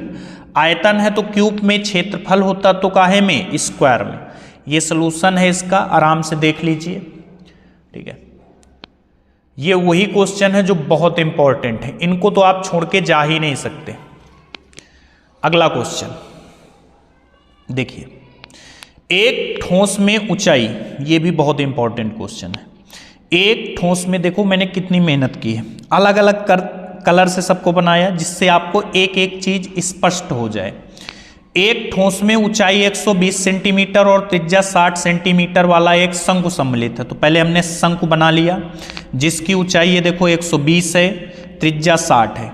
आगे बोला गया जो 60 सेंटीमीटर त्रिज्या वाले एक अर्धगोले पर आरोपित है, तो हमने एक अर्धगोला बनाया, इसकी भी त्रिज्या कितनी है 60। तो यह अध्यारोपित होता है तो त्रिज्याएं सेम होती, पहले ये जान लीजिए। लंबवृत्तीय बेलन में इस प्रकार डाला गया, इस ठोस को पानी से भरे हुए, ये जो बना हुआ आकृति हमने शंकु और अर्धगोले को मिलाकर बनाई, इसको काहे में डाल दिया गया, पानी में। और पानी में जब डालेंगे तो देखिए ये वाला एरिया जो है तो डाला गया बेलन की तली के स्पर्श करे, ऐसे डाला गया है कि ये इसको नीचे वाले को स्पर्श करने लगा, इतना बड़ा था ये आकार। अच्छा, बेलन की तली को स्पर्श करे, या बेलन की त्रिज्या 60 है, अब इसको स्पर्श करने लगा तो इनकी त्रिज्याएं सबकी क्या होंगी, सेम सेम, तथा ऊंचाई 180 है। हम अगर ये ना दिया होता तब भी निकाल लेते। देखो ये 120 था, कितना था 120, इसकी त्रिज्या ये 60 है, तो ये भी तो त्रिज्या है, ये भी कितनी होगी 60। 120 और ये 60 टोटल कितनी हो जाएगी 180। दे दिया, बहुत अच्छी बात।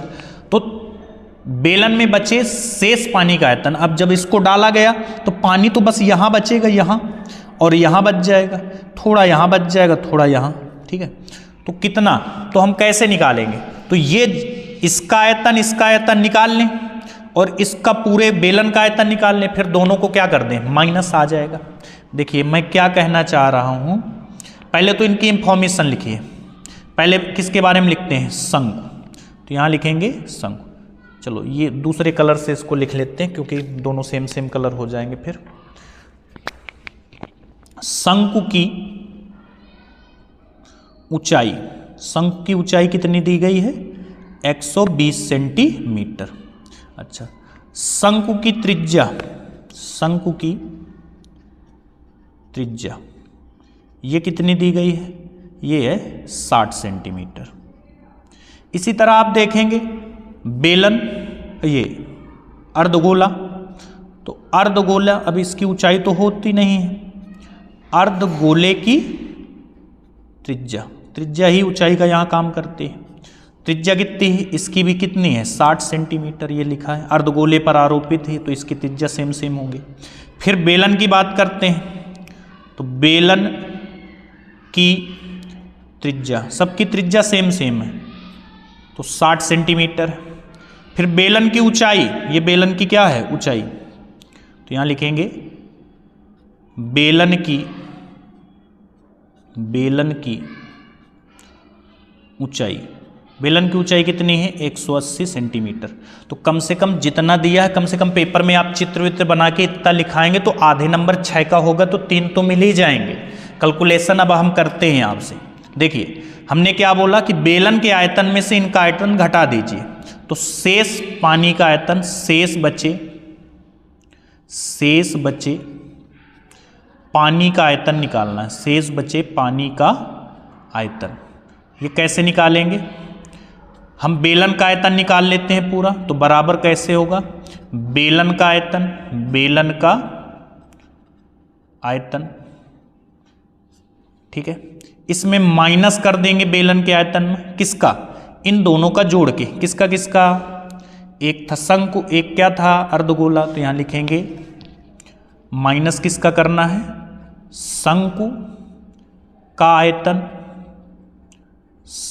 आयतन और अर्धगोले के आयतन का योग, अर्धगोले का आयतन।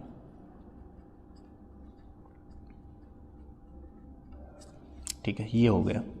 अब बताइए आप बेलन का आयतन कितना होता है, तो आप बोलेंगे सर बेलन का आयतन होता है पाई आर स्क्वायर एच। ठीक है, माइनस लगाते हैं। शंकु का आयतन होता है दोस्तों पाई 1/3, भूल क्यों जाता हूँ बार बार, 1/3 pi r square H plus अर्धगोला होता है 2/3 पाई आर क्यूब, ये होता है इसका आयतन।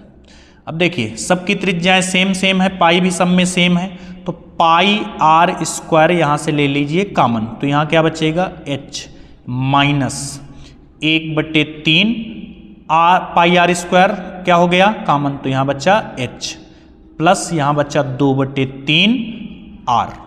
समझ में आई बात, 2/3 आर बचा क्योंकि पाई आर स्क्वायर कॉमन है।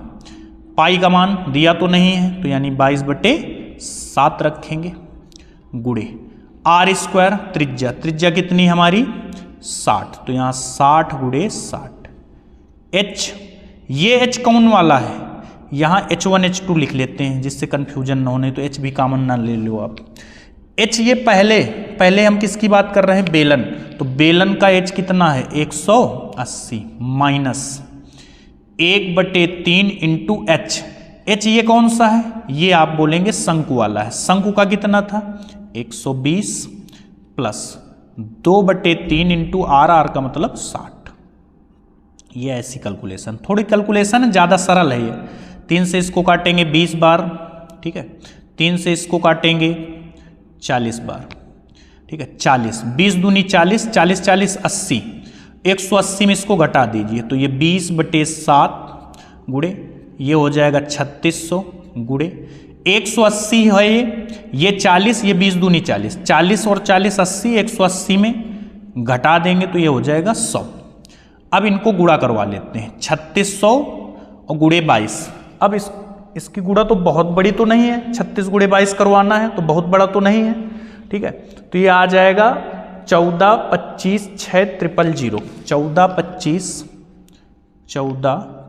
25 6 000 और बटे कितना 7। जब इसका हम 7 का इसमें भाग देंगे तो ये आ जाएगा 1.31, ठीक है, 1.31 ये आएगा लीटर में। क्या आएगा लीटर में, क्यों आएगा लीटर में, ये तो सेंटीमीटर में था सर, फिर लीटर में, क्योंकि आंसर में इसको लीटर में दिया गया था तो हमने आंसर लीटर में निकाल दिया, ठीक है। 1000 का इसमें भाग दे देंगे, सेंटीमीटर में है तो 1000 × 1000 × 1000 कितनी बार 3 बार। सेंटीमीटर से मीटर में कन्वर्ट करने के लिए अगर मीटर में होता तो 1000 का गुणा करवाते, सेंटीमीटर में है तो ये समझ लीजिए 100 गुणे 100 गुणे 100 3 बार या 1000 गुणे 1000 2 बार भाग देना है, ठीक है। 1000 गुणे 1000 2 बार। तो इसमें जब 1000 से भाग देंगे तो तीनों जीरो कैंसिल, फिर 1000 से भाग देंगे तो 3 अंक बाद दशमलव लगता है, लेकिन 7 का इसमें भाग देंगे तो कितनी बार चला जाएगा, 7 दूनी 14 इसका, ठीक है। कैलकुलेशन एक बार आप लोग भी चेक कर लेना इसकी, ठीक है, ये आप पर छोड़ता हूँ। हमने ऐसे कैलकुलेशन करवाया तो शायद यही आया था, आप कैलकुलेशन इसके बाद करवा लेंगे, ओके। मेथड आपको पता होना चाहिए, कैलकुलेशन आप पर डिपेंड है, ठीक है। अगला क्वेश्चन देखिए, अगला क्वेश्चन पढ़ें और करने का प्रयास करें। तंबू अम्बू है बढ़िया, कोई तंबू,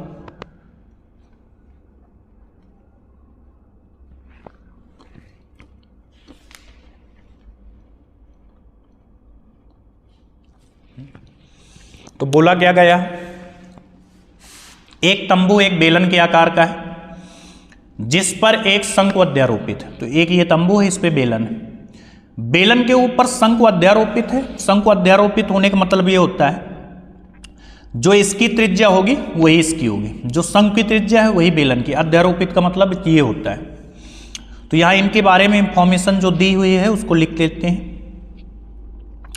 बेलन का क्या मालूम है हमें, बेलन की ऊंचाई, बेलन की ऊंचाई ये दी गई है, ऊंचाई 2.1 2.1, वो भी मीटर है, ये याद रखना, ठीक है। एम को मोल मत समझ लेना। व्यास बेलन क्या, तो दोनों का होगा व्यास, यहां लिख लेते हैं बेलन तथा शंकु, बेलन तथा शंकु का व्यास कितना है, 4 मीटर। नीचे लिखेंगे बेलन तथा शंकु की त्रिज्या, दोनों अध्यारोपित है तो दोनों सेम सेम होगा। बेलन तथा शंकु की त्रिज्या, त्रिज्या क्या होगी इसकी आधी, तो यह आ जाएगी 2 मीटर। कितनी आ जाएगी, 2 मीटर, ये हो गई 2 मीटर। यहाँ ये देखो मैंने सब लिख दिया, 2 मीटर 2 मीटर, ठीक है। अब इसकी ऊंचाई भी दी गई है, ये देखो नीचे लिखा होगा शंकु की तिर्यक ऊंचाई, ये शंकु की तिर्यक ऊंचाई कितनी दी गई है, शंकु की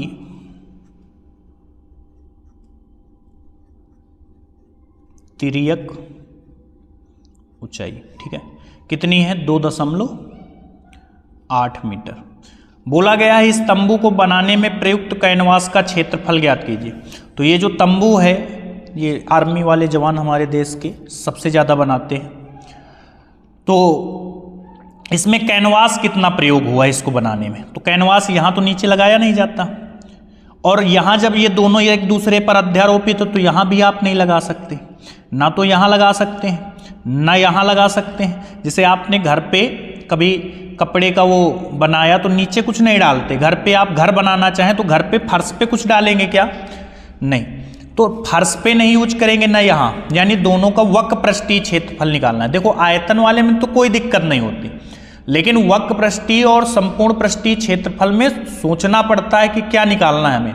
तो जब यहाँ कपड़ा यूज नहीं होना है, यहाँ कैनवास लगाना ही नहीं है, तो हम दोनों का क्या निकालेंगे, वक्र पृष्ठीय क्षेत्रफल। किसका किसका, तो यहाँ पहले लिख लेंगे तंबू में प्रयुक्त कैनवास का क्षेत्रफल, कैनवास का क्षेत्रफल क्या हो जाएगा, ये नीचे क्या लगा है, बेलन का क्षेत्रफल, बेलन का वो भी वक्र पृष्ठीय क्षेत्रफल, कौन सा, वक्र पृष्ठीय क्षेत्रफल, प्लस ऊपर क्या है, ऊपर है बच्चों शंकु, तो शंकु का वक्र पृष्ठीय क्षेत्रफल, ठीक है। तो बेलन का वक्र पृष्ठीय क्षेत्रफल बताएंगे जल्दी से आप लोग, क्या होता है 2πr/h, शंकु का πr/l। अब आपको पता है r तो दोनों में सेम सेम है, तो यहाँ से πr क्या मिल जाएगा, कॉमन, πr कॉमन ले लीजिए, तो यहाँ क्या बचेगा 2h, यहाँ क्या बचेगा l, पाई का मान 22/7, r त्रिज्या त्रिज्या थी 2, 2 इंटू एच, एच मतलब ऊंचाई, किसकी ऊंचाई, बेलन की ऊंचाई, बेलन की ऊंचाई दी गई थी 2.1 प्लस एल तिर्यक ऊंचाई कितनी है 2.8, तो यह आ जाएगा 2.8। यहाँ आ जाएगा 22 दूनी 44/7 गुणे, इसकी कैलकुलेशन करते हैं। देखो 21 दूना होता है 42, 42 का मतलब 4.2, यहाँ है 2.8, इनको जोड़ेंगे 8 2 10, 4 2 6, एक हासिल वाला 7, तो ये टोटल आ गया 7। तो ये पूरा सॉल्व होके कितना आ जाएगा 7, 7 से 7 क्या हो जाएगा कैंसिल, ये आ गया 44। सब मीटर में तो ये आ जाएगा मीटर स्क्वायर, 44 मीटर स्क्वायर। ठीक है, अगर सिर्फ कैनवास कहता तो हमारा आंसर आ गया था, लेकिन ये 6 नंबर का प्रश्न आता है तो इसमें आगे भी कुछ बोला गया है। 500 रुपये प्रति मीटर की दर से प्रयुक्त कैनवास का लागत ज्ञात करना है। तो इसमें कैनवास में खर्चा कितना लगा है, तो यहाँ हमें पता है 1 मीटर स्क्वायर का खर्च, 1 मीटर स्क्वायर में खर्च कितने रुपए हुए 500 रुपये, कितने हुए 500। आपने कपड़ा कितना, कैनवास कितना यूज किया 44 मीटर स्क्वायर का खर्च, ये निकालना है आपको।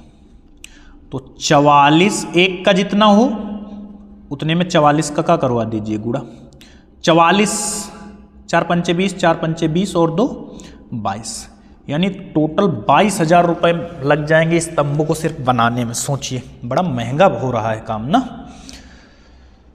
चलिए स्क्रीनशॉट ले, काफ़ी बड़े हो जाते हैं ये क्वेश्चन। हाँ चलिए अगला क्वेश्चन देखिए, ये अलग है क्वेश्चन, ये आपको किताब में नहीं मिलेगा, इम्पॉर्टेंट था तो लिख लिया हमने। चलिए देखिए, एक शंकु है और उसकी त्रिज्या दी गई है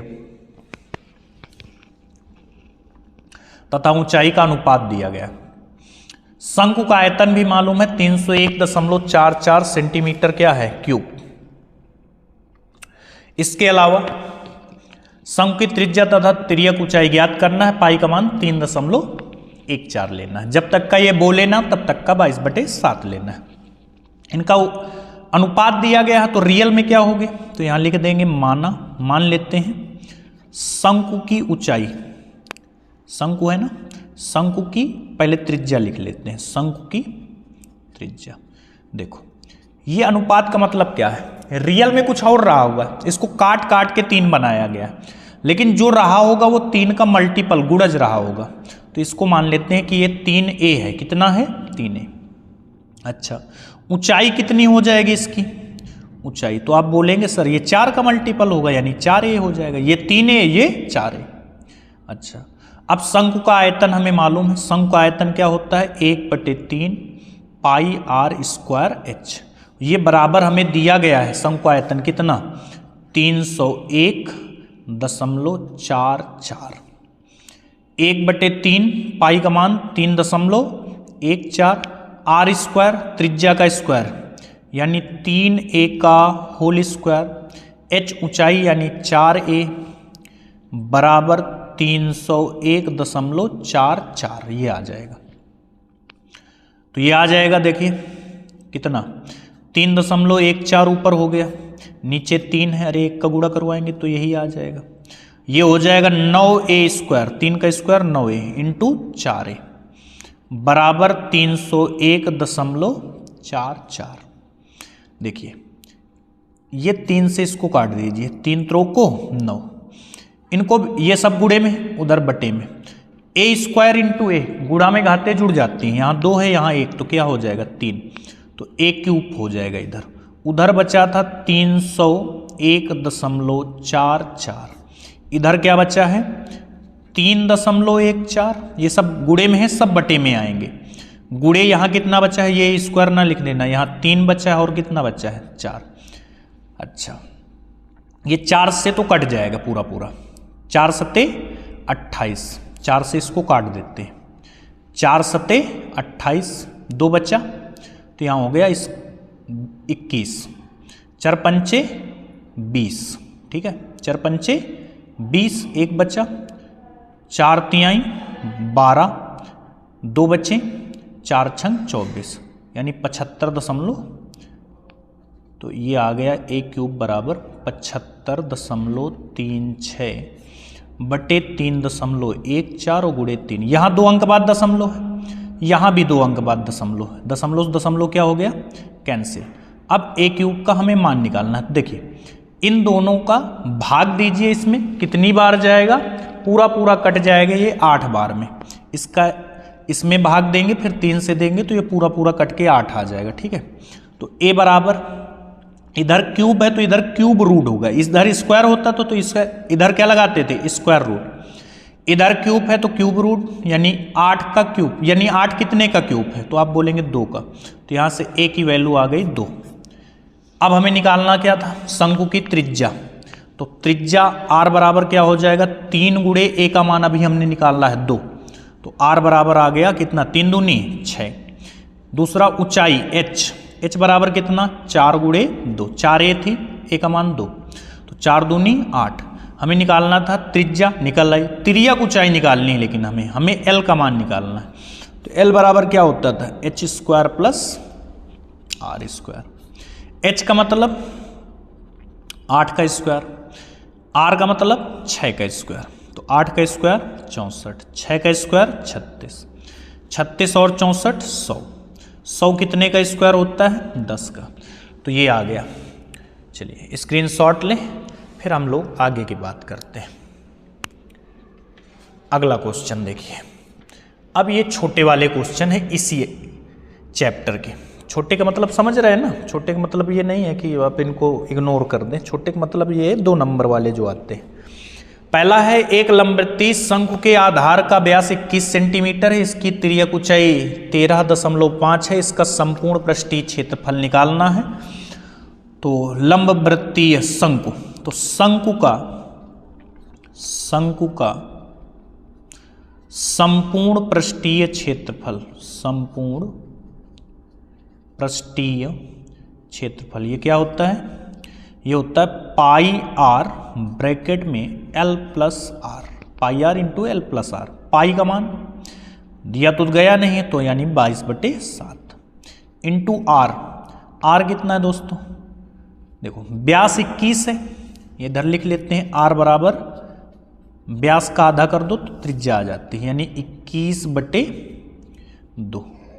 एल तिर्यक ऊंचाई 13.5 प्लस आर, आर का मतलब 21/2 है, तो 21/2 को क्या लिख सकते हैं, 10.5। 21/2 करेंगे, 2 का भाग देंगे 10.5 आ जाएगा। 7 त्रिका 21, 2 से इसको काटेंगे कितनी बार, 11, 11 तिहाई 33, तो ये आ गया 33। इसको देखो 5 5 10, ठीक है, 13 10 23 1 24, ये पूरा पूरा आ जाएगा। देखिए 13 और 10 23 हो गए, 0.5 जुड़ के 1 हो गए तो कितने हो गए, 24। अब देखिए 24 तिहाई कितने होते हैं, 24 दूना 48, 24 तिहाई 72, 72 कीरी 2, हासिल लगे 7, 24 तिहाई 72, 72 और 7 79, 792 किसमें था, सेंटीमीटर, तो यहाँ आ जाएगा सेंटीमीटर स्क्वायर, 792 सेंटीमीटर स्क्वायर। अगला क्वेश्चन देखिए, समझ में। अब दूसरा पेन चेंज करते हैं क्योंकि ये वाला पेन अब यूज नहीं कर सकते ना, दोनों सेम सेम कलर के होंगे, तुम्हें पता ही नहीं चलेगा सलूशन कौन सा है। एक गोले की वक्र पृष्ठीय माप 36 पाई सेंटीमीटर स्क्वायर है, गोले का आयतन निकालना है। और गोले का आयतन इसमें जब दिया गया था, हमें याद है क्वेश्चन में, तो पाई में ही आंसर देना था, तो हम पाई की वैल्यू यहाँ पर नहीं रखने वाले हैं, ठीक है। अगर देख लेना, आप रखना चाहें तो रख लें, ठीक है। आंसर जो दे रहा था इसमें हमें याद है कि वो ऐसे ही दे रहा था, बिना पाई की वैल्यू रखे, ठीक है। तो गोले का आयतन क्या होता है, गोले का आयतन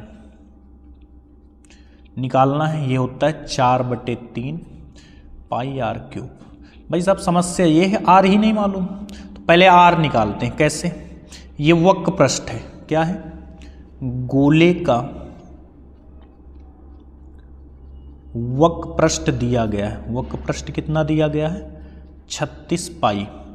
तो गोले का वक्र पृष्ठ होता क्या है, 4 पाई आर स्क्वायर बराबर 36 पाई। यहाँ से देखिए पाई से पाई क्या हो जाएगा, कैंसिल।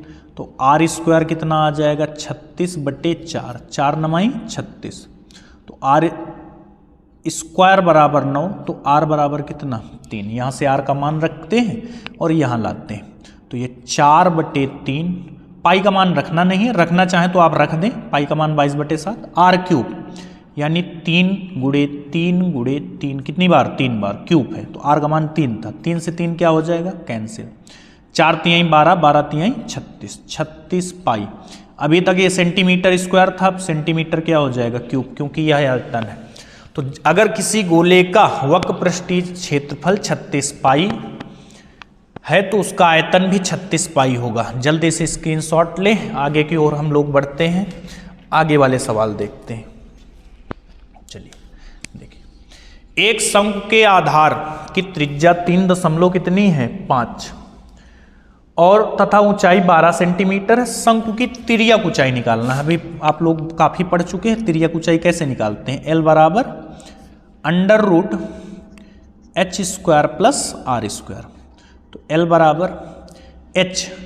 h मतलब ऊंचाई यानी 12 का स्क्वायर प्लस r² यानी 3.5 का होल स्क्वायर। ठीक है, तो L = 12 का स्क्वायर दोस्तों होता है 144 और ये 3.5 दशमलव भूल जाए 35 लिखा है, 35 का स्क्वायर 3 × 4 = 12 यानी 1225 हो जाएगा। जब स्क्वायर करते हैं अगर यहाँ 1 अंक बाद दशमलव हो तो इसके दुगुना यानी 2 अंक बाद दशमलव लगेगा। यहाँ 2 अंक बाद होता तो यहाँ 4 अंक बाद ला दो। L = 144 में 12 जोड़ेंगे, 4 2 6 हो जाएंगे, 5 हो जाएंगे 1, 156.25। ये क्या आता है, अब इसका अंडर रूट कितना होता है 156 ये 125 का स्क्वायर है। कितने का स्क्वायर है, 125 का। देखो जैसे यहाँ दशमलव का स्क्वायर किया 2 अंक बाद लगा, तो अंडर रूट में जब 2 अंक होंगे तो 1 अंक बाद दशमलव लगेगा। कितने, 1 अंक बाद। तो 12.5 सेंटीमीटर इसका क्या आ जाएगा, आंसर। चलिए आगे देखते हैं। एक लंबवृत्तीय बेलन के आधार का व्यास कितना है, 10 सेंटीमीटर। यदि इसका आयतन 100 पाई सेंटीमीटर क्यूब है तो बेलन की ऊंचाई निकालना है। आयतन दिया गया है तो बेलन का आयतन दिया गया है। क्या दिया गया है, बेलन का आयतन। बेलन का आयतन कितना है, 100 पाई सेंटीमीटर क्यूब। और बेलन का आयतन होता क्या है, πr² h बराबर कितना, 100 पाई। यहां से पाई से पाई क्या हो जाएगा, कैंसिल। r² उसी तरह रखेंगे, h का मान दिया गया है, नहीं ये नहीं होगा। व्यास दिया गया है, यानी व्यास का मतलब त्रिज्या, व्यास 10 है तो त्रिज्या कितना होगा, 5 का स्क्वायर। त्रिज्या होगी 5, यहां से निकाल लेते हैं। r = 10/2 यानी r बराबर कितना, 5। तो यहाँ हो गया 5 का स्क्वायर इंटू h बराबर कितना, 100। 5 का स्क्वायर 25 उधर बटे में, तो 100/25, 25 चौके 100 यानी h बराबर यहाँ से कितना आ गया, 4 सेंटीमीटर। h की वैल्यू कितनी आ गई, 4 सेंटीमीटर। चलिए ठीक है, तो ये चैप्टर भी समाप्त। इसके जितने इंपॉर्टेंट क्वेश्चन हो सकते थे मैंने करवा दिए। अब वो वाला चैप्टर देखते हैं, कौन सा, इसके पहले वाला कौन चैप्टर था, पृष्ठीय क्षेत्रफल और आयतन, ये तो हो गया। अब ये हाँ, वृत्तों से संबंधित क्षेत्रफल, वो वाला चैप्टर। चलिए कितने क्वेश्चन होंगे आज आपको बताना भूल गया मैं, 25 क्वेश्चन है। 25 हैं, 25 का मतलब 18 पे चल रहे हैं, 18 2 20, 7 क्वेश्चन और बचे ना। तो अब आराम से करेंगे ये, क्योंकि बहुत इंपॉर्टेंट क्वेश्चन है तो थोड़ा टाइम लेंगे, आराम से करेंगे, डोंट वरी। लिखा है 15 सेंटीमीटर त्रिज्या वाले एक वृत्त की जीवा केंद्र पर 60 अंश का कोणांतरित करती है। संगत लघु और दीर्घ वृत्त खंडों के क्षेत्रफल ज्ञात कीजिए। तो पहले सोचते हैं कि ये क्या होता है। देखिए ये हमारा क्या है, केंद्र।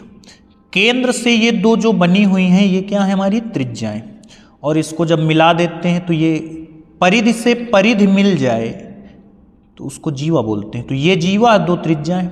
जब दो त्रिज्याएं और जीवा होती हैं तो ये जो बना हुआ क्षेत्र है ये अगर हटा दे तो इसको त्रिज्यखंड बोलते हैं, पूरे को त्रिज्यखंड। और जो ये वाला दिख रहा है ये वृत्तखंड है, ये छोटा है और ये त्रिभुज हटा दे तो ये जो बच गया वो बड़ा वाला है। तो ये बड़ा वाला इसको दीर्घ वृत्तखंड कहते हैं, ये वाला क्या है लघु वृत्तखंड। ये जो बना हुआ है ये पूरा, ये यहां से यहां तक ये लघु त्रिज्यखंड है और जो बचा हुआ है वो दीर्घ त्रिज्यखंड है। तो ये हो गए त्रिज्यखंड और वृत्तखंड। इतना तो आप पढ़ चुके होंगे, उम्मीद तो यही है। अब इसमें देखो निकालना क्या, 15 सेंटीमीटर त्रिज्या वाले एक वृत्त की जीवा पर 60 अंश का कोण अंतरित करते हैं संगत। तो हम पहले निकालेंगे लघु, किसका, लघु वृत्तखंड का, लघु वृत्तखंड का क्षेत्रफल हमें ये निकालना है, ये वाला। तो ये कैसे निकालेंगे, हम पहले त्रिज्यखंड का निकाल लेते हैं इस पूरे का, उसमें से माइनस कर देंगे ये जो बीच में बना है त्रिभुज, इसका क्षेत्रफल। तो लिखेंगे ये क्या, आपको सूत्र तो ऐसे भी पता होगा ना, त्रिज्यखंड का क्षेत्रफल माइनस त्रिभुज का क्षेत्रफल, माइनस त्रिभुज का क्षेत्रफल। तो त्रिज्यखंड का क्षेत्रफल होता है थीटा बटे 360 into pi r square minus त्रिभुज। अब देखिए यहाँ थीटा कितना है 60, तो जो त्रिभुज हो, अब 60 वाले पे हमें पता है समबाहु त्रिभुज होता है, ये दोनों भुजाएं बराबर हैं, ये कोण 60 का है। ये दोनों भुजाएं बराबर क्यों हैं, क्योंकि ये दोनों भुजाएं त्रिज्या हैं, इस वजह से बराबर हैं। तो ये समबाहु त्रिभुज है और समबाहु त्रिभुज का क्षेत्रफल √3/4 गुणे भुजा का स्क्वायर। अगर ये ना याद हो तो आप आर स्क्वायर साइन थीटा लगा के निकाल सकते हैं, क्या, आर स्क्वायर साइन थीटा, ठीक है। थीटा कितना है हमारा 60/360 इंटू पाई, पाई का मान 3.14 रखना है, उसमें बोला गया है ये देखो, ठीक है। आर स्क्वायर त्रिज्या, त्रिज्या कितनी है हमारी 15, तो ये 15 गुणे 15 माइनस √3 का मान भी रखना है, ये भी याद रखना है। √3 का मान होता है 1.73, उसमें दिया भी गया ये देखो, बटे 4 गुणे भुजा का स्क्वायर। ये देखो ये त्रिभुज है, ये इसकी क्या है भुजाएं, सारी भुजाएं सेम सेम होंगी क्योंकि समबाहु त्रिभुज है। तो इसकी भुजाएं कितनी हो गई, जो त्रिज्या है वही भुजा है, यानी 15 गुणे 15। ये 0 से ये 0 कैंसिल, 6 से ये 6 छरंग 36, यानी ये बच्चा 1/6 गुणे 3.14, 15 गुणा 15 में 225 माइनस, ये तो कटेगा तो है नहीं, तो ये आ जाएगा 1.73/4 गुणे 15 गुणे 15 225। अब देखो कैलकुलेशन आसान करने के लिए आप क्या कीजिए, 225 इससे क्या ले लीजिए कॉमन, 225 अगर आप कॉमन ले लेंगे तो ये कैलकुलेशन आसान हो जाएगी, ठीक है। 225 आप जैसे ही कॉमन ले लेंगे तो इनका गुणा करवा लेंगे और बटे 6 लिख लेंगे। यहाँ 1.73/4, मैं कैलकुलेशन नहीं करवाऊंगा आपको, मैं बार बार बोल चुका। 225 आप कॉमन ले लेंगे तो यहाँ जो बचेगा इसका गुणा करवाने से, 6 का भाग देने से, इसका इसमें भाग देने से ये कैलकुलेशन होके आएगी 225 गुणे 1.09 और बटे यहाँ आ जाएगा 12, क्योंकि 6 और 4 का लासा लिया है हमने तो वो 12 होता है। जब इसकी कैलकुलेशन करेंगे तो ये आ जाएगा 20.4375, 43 ही लिखें आप, 75 ना लिखें, सेंटीमीटर क्यूब। ये तो आया लघु वृत्तखंड का क्षेत्रफल। अभी ये जो ये वाला है, ये वाला एरिया, इसका भी निकालना है, ये वाले के, ये जो पिंक कलर से है, ठीक है। तो ये दीर्घ वाला है, तो दीर्घ वाले के लिए ये सब इतना नहीं करना है कि अभी हम थीटा माइनस करें, 60 माइनस करें, 300/360 करें, वो सब नहीं करना है। आपको टोटल निकाल लीजिए पूरे का, और पूरे में अगर ये वाला हटा देंगे तो ये वाला बच जाएगा, ठीक है। ये वाला अगर हटा देंगे तो ये वाला बच जाएगा, ठीक है। तो हम निकालते हैं क्या, वृत्त का क्षेत्रफल, पूरे का वृत्त का क्षेत्रफल। वृत्त का क्षेत्रफल क्या होता है, पाई आर स्क्वायर, पाई का मतलब 3.14, आर स्क्वायर त्रिज्या कितनी थी 15 गुणे 15, 15 गुणे 15 225 और 225 का 3.14 में गुणा करवा देंगे तो ये जो आएगा 20 दशमलव, वो आया था 20.37, ये आ जाएगा 706.5। कितना आ जाएगा? 706.5 सेंटीमीटर स्क्वायर। अब हमें निकालना था दीर्घ वृत्तखंड का क्षेत्रफल। कैसे आएगा? वृत्त का क्षेत्रफल माइनस लघु वृत्तखंड का क्षेत्रफल, लघु वृत्तखंड का क्षेत्रफल। देखो ये पूरे का हमने निकाल लिया, ये आ गया 706.5। इस वाले को हमने पहले निकाल लिया था, 20 आया था। अब ये बड़े वाले को चाहिए जो यहाँ से ये पूरा बना है, ये भी नहीं मैंने किया नहीं कि तुम्हें त्रिभुज अलग से दिखे। तो ये क्या होगा? 706.5 माइनस 20.43, 50 में 43 जाएंगे, 07 बचेंगे। कितने बचेंगे? 07। तो इसको हम डायरेक्ट लिखे देते हैं, ये आएगा 686.062.5, 686.06, बस इतना रहने देते हैं, सेंटीमीटर स्क्वायर। ये आ गया दीर्घ का, और हमने पहले किसका निकाला था? लघु का। तो कैलकुलेशन आपको करनी है, हमें तो सिर्फ क्या बताने हैं? क्वेश्चन बताने कैसे करने हैं। ठीक है, चलिए स्क्रीनशॉट लीजिए, आगे वाला क्वेश्चन देखते हैं। अगला हम लोग पहुंच चुके हैं 19 नंबर क्वेश्चन पे। बहुत बहुत अच्छी बात है, थोड़े और बचे हैं क्वेश्चन। अगला देखिए, किसी कार के 2 वाइपर, कार पे आपने देखा होगा आगे वाले शीशा पे 2 वाइपर ऐसे लगे होते हैं जो ऐसे ऐसे ऐसे ऐसे घुमा करते हैं ना। किसी कार के 2 वाइपर हैं, परस्पर कभी आच्छादित नहीं करते, मतलब एक दूसरे को कभी टच नहीं करेंगे। प्रत्येक, बहुत सभ्यता वाले लोग हैं, प्रत्येक वाइपर की पत्ती की लंबाई, वाइपर की पत्ती यहाँ त्रिज्या का काम करेगी। जैसे घड़ी में सुई का काम, घड़ी की जो सुई होती है वो भी त्रिज्या का काम करती है, मिनट वाली। तो पत्ती की लंबाई यहाँ किसका काम करेगी? त्रिज्या का। तो r बराबर 25 सेंटीमीटर और थीटा दिया है 115 अंश, ये लिख लिया हमने। एक घूमकर सफाई कर सकता है, पत्तियों की प्रत्येक बुहार के साथ कितना क्षेत्रफल। तो ये त्रिज्य खंड बनाएंगे हमने, ये देखो बना दिया, त्रिज्य खंड बनाएंगे। तो त्रिज्य खंड का, लेकिन पत्तियां 2 हैं, वाइपर 2 लगे होते उसमें देखा होगा आपने। तो यहां लिखेंगे पत्तियों के बुहार, बुहार का मतलब एक बार में, बुहार का क्षेत्रफल कितना हो जाएगा? तो देखो एक का होता है थीटा बटे 360 इंटू पाई आर स्क्वायर, लेकिन यहां पत्तियां 2 हैं तो 2 का गुणा करवाना पड़ेगा, ये थोड़ा ध्यान रखना। 2 पत्तियां, थीटा का मान 115 बटे 360 गुणे पाई। पाई का मान दिया तो नहीं गया है, शायद ऐसा तो है नहीं कि दिया गया हो, दिया नहीं गया तो 22/7, 22/7 आर स्क्वायर, आर का मतलब 25, तो 25 गुणे 25। अब देखिए 25 से तो कटेंगे नहीं, इनको हम 5 से काट लेते हैं। 5 दूनी 10, 5 तियाई 15, 5 से इसको काटेंगे, 5 सत्ते 35, कितने बचे? 1, 5 दूनी 10, 72 आ गया। ठीक है, 2 से काट देते हैं इसको 36 बार, 2 से 11 बार और 2 से ये 18 बार। ऊपर क्या बचा है?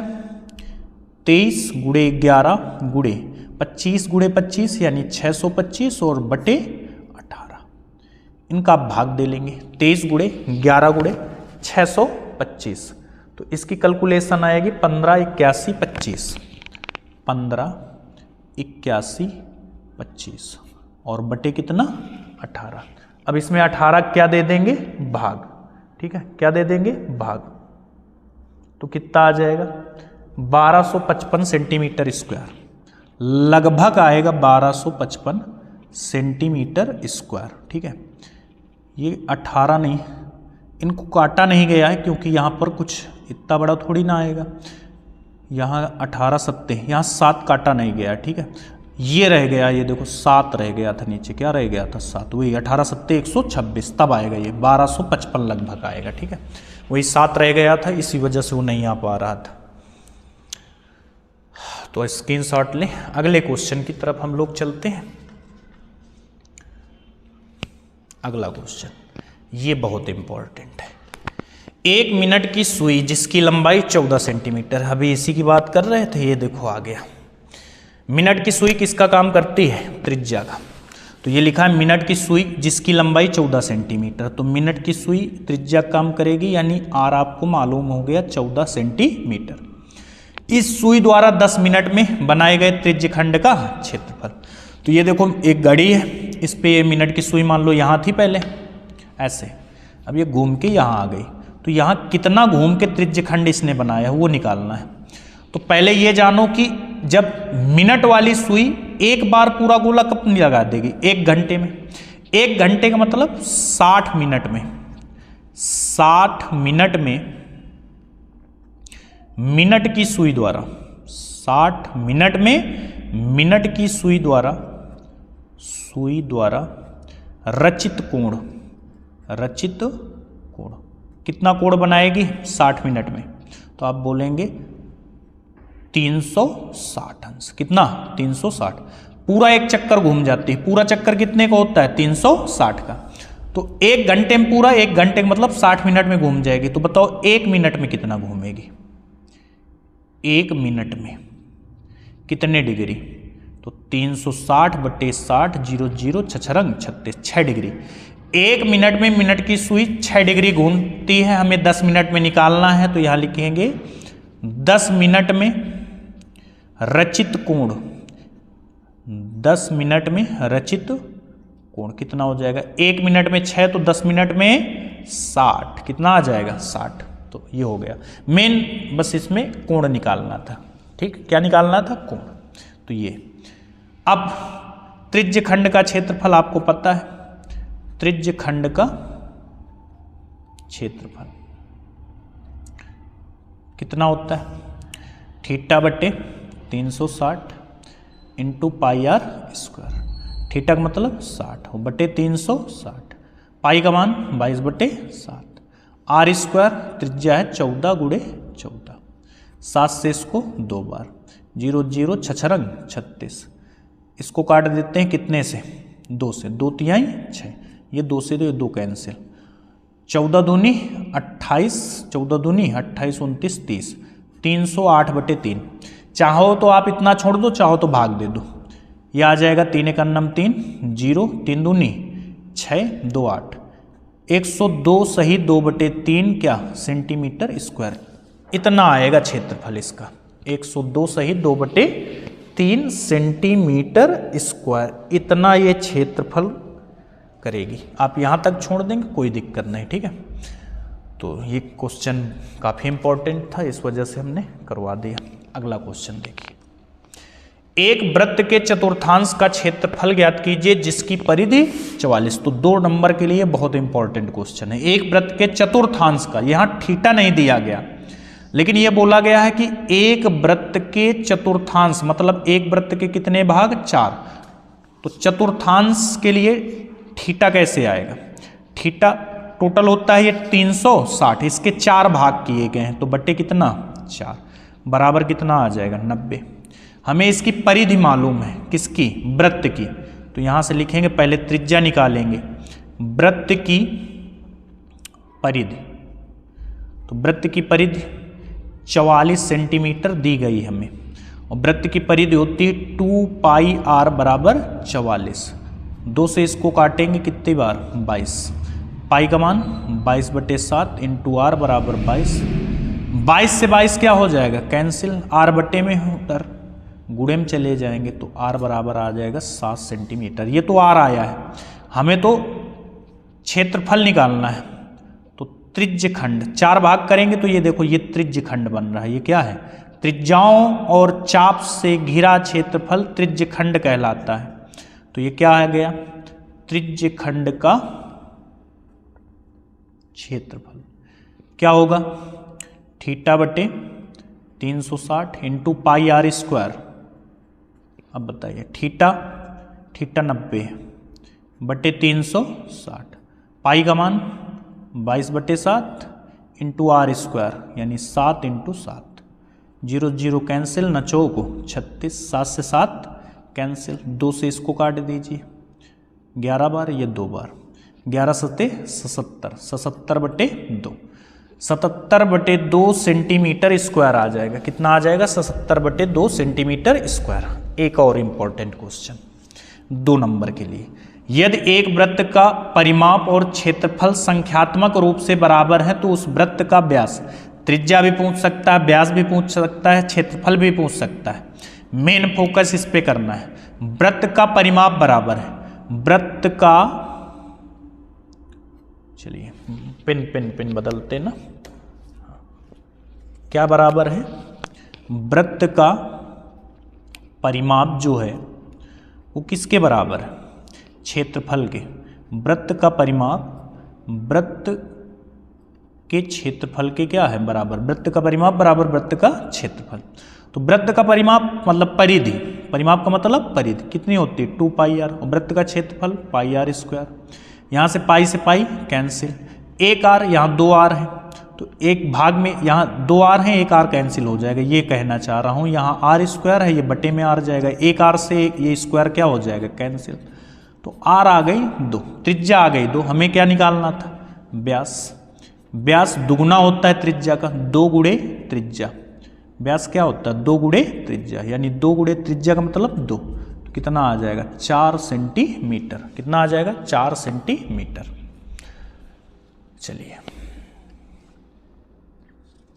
अगला क्वेश्चन ये है, तो इसको बना लिया है मैंने पहले से, लेकिन आपको मैं एक एक बात समझाऊंगा अच्छे से। इसमें देखिए लिखा है 2 सकेंद्री वृत्तों की त्रिज्याओं, तो पहले यही समझिए, सकेंद्री का मतलब जिनके केंद्र सेम सेम हो। ऐसे 2 वृत्त जिनके केंद्र सेम है, जैसे ये है, यहीं से ये बनाया गया है प्रकार रख के ऐसे, फिर इससे थोड़ा और बढ़ाया गया, ये बनाया गया है, मतलब केंद्र चेंज नहीं हुआ है। जिनकी त्रिज्याएं 5 और 3 है, यानी बड़े वाले की त्रिज्या 5 है और छोटे वाले की 3 है।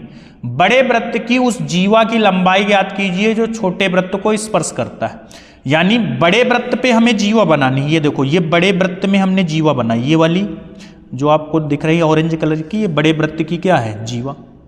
ये छोटे वृत्त को ये देखो यहाँ स्पर्श कर रहे हैं, और ये छोटे वृत्त के लिए स्पर्शी है, लेकिन बड़े वृत्त के लिए क्या है? जीवा दूसरा। अब इसी से रिलेटेड देखो, हमने ये छोटे वृत्त की त्रिज्या खींच ली, ये खींच ली बड़े वृत्त की, ऐसे ही खींचनी है, आप ऐसे वैसे ना बनाना, नहीं तो आंसर नहीं आएगा। तो इसको लाने के लिए यहाँ कुछ बनना चाहिए ना, हमें कुछ निकालना है, तो उसको यहाँ से कुछ बनाएंगे। तो ये छोटे वृत्त की त्रिज्या है, ये दी गई है, ये देखो 3, कितनी दी गई है? 3, और ये बड़े वृत्त की त्रिज्या है 5, तो यहाँ 5 लिख दी। अब देखो, हमने पढ़ा था प्रमेय कि ये जो जीवा होती है, स्पर्श बिंदु पर त्रिज्या क्या होती है? लंब। स्पर्श बिंदु पर त्रिज्या लंब होती है, यानी ये 90 डिग्री होगा। कितना होगा? 90। तो यहाँ पाइथागोरस थ्योरम नहीं लगा सकते? बिल्कुल लगा सकते हैं। ये 5, ये क्या है? 90 अंश के सामने क्या होता है? कर्ण। ये लंब, ये आधार। तो यहाँ से हम लिख सकते हैं, इसका नाम क्या है? त्रिभुज OPB में, त्रिभुज OPB में कर्ण का स्क्वायर बराबर लंब का स्क्वायर प्लस आधार का। कर्ण यहाँ कितना है? कर्ण है, आप बताएंगे OB का स्क्वायर, लंब OP का स्क्वायर, आधार निकालना है। आधार का मतलब चाहे तो आप PB लिख सकते हैं, यहाँ लिख सकते हैं PB का स्क्वायर, ठीक है। OB का स्क्वायर 5 का स्क्वायर, OP का स्क्वायर 3 का स्क्वायर, PB स्क्वायर निकालना है, 5 का स्क्वायर 25, इधर इसको लाएंगे 3 का स्क्वायर 9 बराबर PB स्क्वायर, 25 में 9 गए 16 बराबर PB स्क्वायर। स्क्वायर हटाएंगे, इधर अंडर रूट लगेगा, तो PB बराबर आ जाएगा 4 सेंटीमीटर। और ये भी पढ़ा है आपने कि केंद्र से जीवा पर डाला गया लंब, केंद्र से जीवा पर डाला गया लंब जीवा को समद्विभाजित करता है, यानी जितनी P से B की दूरी होगी उतनी P से A की दूरी होगी। AP बराबर BP, ये पता है हमें। तो यहाँ से हमें AB निकालना है, जीवा की लंबाई, जीवा की लंबाई निकालना है। तो AB बराबर क्या हो जाएगा? AP plus PB, AP plus PB। AP भी आधा होगा, जितना PB हो उतना AP, तो 4 + 4 यानी कितना आ गया? 8 सेंटीमीटर। तो ऐसे आपको ये क्वेश्चन करना है, ठीक है, ऐसे ही करना है इसको। तो 23 हो गए क्वेश्चन। चलिए अगला क्वेश्चन देखिए, सबसे महत्वपूर्ण क्वेश्चन। सिद्ध कीजिए वृत्त के बाह्य बिंदु से खींची गई स्पर्श रेखाओं की लंबाइयां समान होती हैं या बराबर होती हैं। ये प्रमेय है। हमने इसका जो लिखना था हमने लिख लिया है। क्या लिखना था, देखो ये एक वृत्त बनाया हमने, पहले वृत्त बनाएंगे, ये त्रिज्याएं हैं, इनको मिला देंगे त्रिज्याओं को, ये तो पता है त्रिज्या है। ये बाह्य बिंदु एक सी है, बाह्य बिंदु क्या है, सी। ये त्रिज्या यहां ए पर काट रही, एक बी पर स्पर्श कर रही, काट नहीं रही, स्पर्श कर रही, ठीक है। सी बाह्य बिंदु है। तो जो ये हमने बनाया है इसी को हम लिखेंगे ओ वृत्त का केंद्र है, ये देखो, जिसमें ओ ए तथा ओ बी वृत्त की त्रिज्याएं हैं। ओ ए और ओ बी वृत्त की क्या है, त्रिज्याएं हैं। सी बाह्य वृत्त के बाह्य स्थित बिंदु है। सी जो है ये वृत्त के बाहर स्थित एक क्या है, बिंदु। अच्छा, रचना हम करेंगे आगे, पहले ये दिया है लिखेंगे, फिर रचना। रचना हमने ओ से सी को मिलाया, ये जो ओ है इससे सी को हमने इसको डॉट डॉट से दिखाया, जो रचना करते हैं वो डॉट डॉट से दिखा देते हैं, आप चाहो तो सीधा बना देना। हमें क्या सिद्ध करना है, सिद्ध कीजिए बाह्य बिंदु से खींची गई स्पर्श रेखाएं, ये स्पर्श रेखाएं AC और BC, ये स्पर्श रेखाएं ये बराबर होंगी, AC बराबर BC, ये सिद्ध करके लाना। आप यहाँ पर कोई भी बिंदु ले लीजिए, PQRST, कोई दिक्कत नहीं। उपपत्ति यही मेन है, इसको लिखना कैसे है तो हमें कैसे पता, देखो यहाँ दो त्रिभुज बन रहे हैं, एक बन रहा है ACO, एक बन रहा है BCO, तो यहाँ लिखेंगे त्रिभुज ACO तथा त्रिभुज BCO में ध्यान देना, यहां से शुरुआत की है ACO, यहां BCO।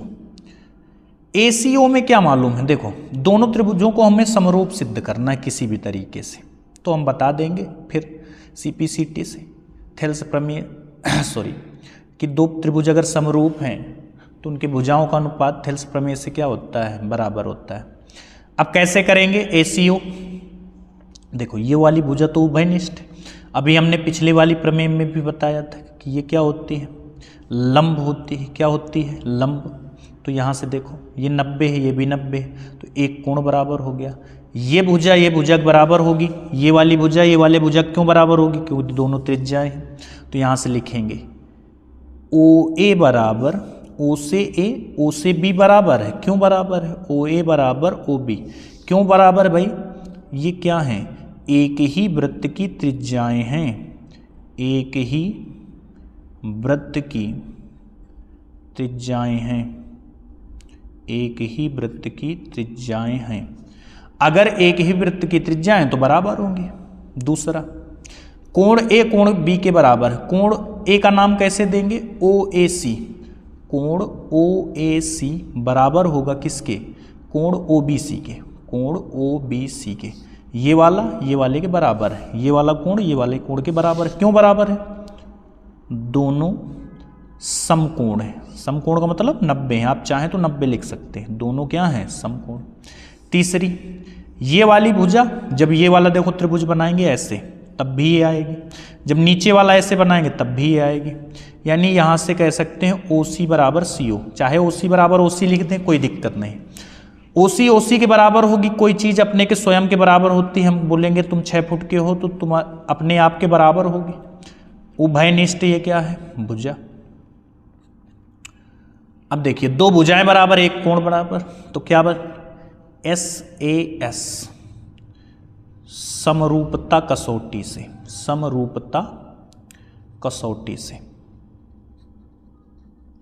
ये दोनों त्रिभुज क्या सिद्ध हो गए, त्रिभुज ACO समरूप है त्रिभुज BCO के। अगर ये दोनों त्रिभुज समरूप हैं तो इनकी भुजाओं का अनुपात क्या होगा, बराबर।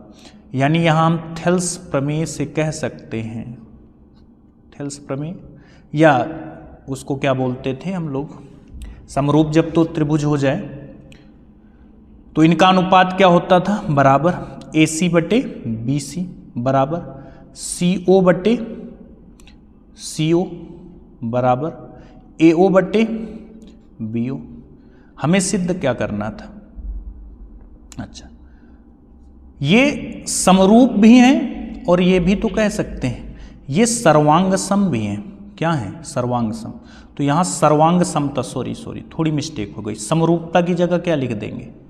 सर्वांग समता, क्योंकि अनुपात नहीं बराबर। सर्वांग समता नियम से, सर्वांग समता नियम से, ठीक है, सर्वांग समता नियम से ये समरूपता हटा लेना, ठीक है। थोड़ा गलती हो गई जल्दी में, क्योंकि अभी लग रहा था कि जल्दी से ख़त्म करें इस वजह से, ठीक है। तो यहाँ सर्वांग समता नियम से, यस सर्वांग समता नियम से ये समरूपता हटा लेना। तो ये दोनों त्रिभुज क्या हो गए? सर्वांग सम। अगर दो त्रिभुज सर्वांग सम है तो उनकी भुजाएं बराबर होती है। तो यहाँ से कह सकते हैं कि AC बराबर BC।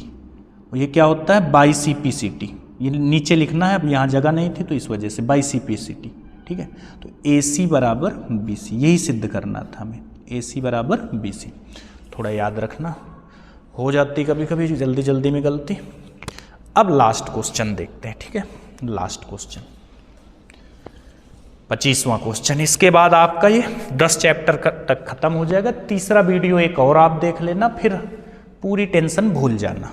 कौन चैप्टर होंगे अब इसके बाद बचे हैं 6, 7, 8, 9। 6, 7, 8, 9 तो एक वीडियो वो ज़्यादा बड़ा नहीं होगा, थोड़ा ही होगा। ये देखिए, इसको मैंने सॉल्व करके रखा है पहले से। सिद्ध कीजिए कि किसी वृत्त के किसी व्यास के सिरों पर खींची गई स्पर्श रेखाएं समांतर होती हैं। तो देखिए ये व्यास है, थोड़ा ये नीचे ऊपर हो गया, ये सीधा बनेगा, ठीक है। तो ये ऊपर नीचे हो गया, जो आप ऐसे ही बनाए हैं ऐसे बनाना है। तो ये व्यास है, व्यास के सिरों मतलब ये यहाँ पे ये व्यास के क्या है? सिरों। खींची गई स्पर्श रेखाएं, ये स्पर्श रेखा है, ये भी स्पर्श रेखा है, ये समांतर होंगी, ये सिद्ध करना है। तो हमने देखो रचना वचना ये सब लिख लेना, हमने सिर्फ उत्पत्ति लिखवा दी और सिद्ध क्या करना है। सिद्ध क्या करना है? स्पर्श रेखा AB समांतर है CD की। ये जो स्पर्श रेखाएं हैं AB और CD मान लिया हमने, यही जो आपने बनाया है इसी को रचना में लिखना है। माना वो वृत्त का केंद्र है जिसमें CD AB स्पर्श रेखाएं हैं जो बिंदु M तथा N पर व्यास को काटती हैं, बस बहुत है। तो स्पर्श रेखा AB समांतर CD के, यानी AB CD के समांतर होगी, ये सिद्ध करना है। यहाँ देखिए ये पता है, ये त्रिज्या है तो ये लंब होगी। लंब का मतलब इधर भी 90 डिग्री, इधर भी 90 डिग्री। ये त्रिज्या है तो इधर भी 90, इधर भी 90। यहाँ से इधर भी त्रिज्या है, इधर भी त्रिज्या है। तो बताओ ये वाला कोण इसके बराबर होगा कि नहीं? हम ये तो बराबर हैं आपस में, वो ना बताओ ये वाला इसके बराबर होगा कि नहीं, और ये वाला इसके बराबर होगा कि नहीं। ये 90, ये 90, ये 90, ये 90। तो देखो हमने लिखा कोण ANO, ANO मतलब ये वाला, ये किसके बराबर है? DMO मतलब ये वाले के। दूसरा क्योंकि समकोण है। CMO, C देखो CMO मतलब ये वाला, ये किसके बराबर है? ONB के। ONB या BNO कहो कोई दिक्कत नहीं, ONB कह दो या BNO कहो, ये वाले के। ये कोण इसके बराबर, ये कोण इसके बराबर। इसके लिए मैं थोड़ा अलग से समझाना चाहूँगा। देखो जब दो समांतर रेखाएं एक तिर्यक रेखा काटती थी, सीधा तिर्यक मतलब एक ऐसे रेखा काटती थी, तो एकांतर कोण मतलब ये वाला इसके बराबर होता था, ये वाला इसके, तो ये रेखाएं समांतर होती थी।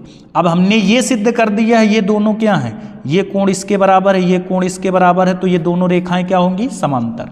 यही हमने उल्टा कर दिया। हमें पता था कि अगर दो रेखाएं समांतर हों तो ये कोण बराबर होते हैं, हम ये कह रहे हैं कि ये कोण बराबर है तो ये रेखाएं क्या होंगी? समांतर। बस वही हम अब कथा लिखेंगे। नीचे लिखा है यह कोण एकांतर कोण है। अच्छा, ये वाला इसके बराबर है, ये वाला इसके, जो हमें पता है कि ये कोण इसके एकांतर कोण है, ये वाला इसके एकांतर कोण है, तो यह कोण एकांतर कोण है।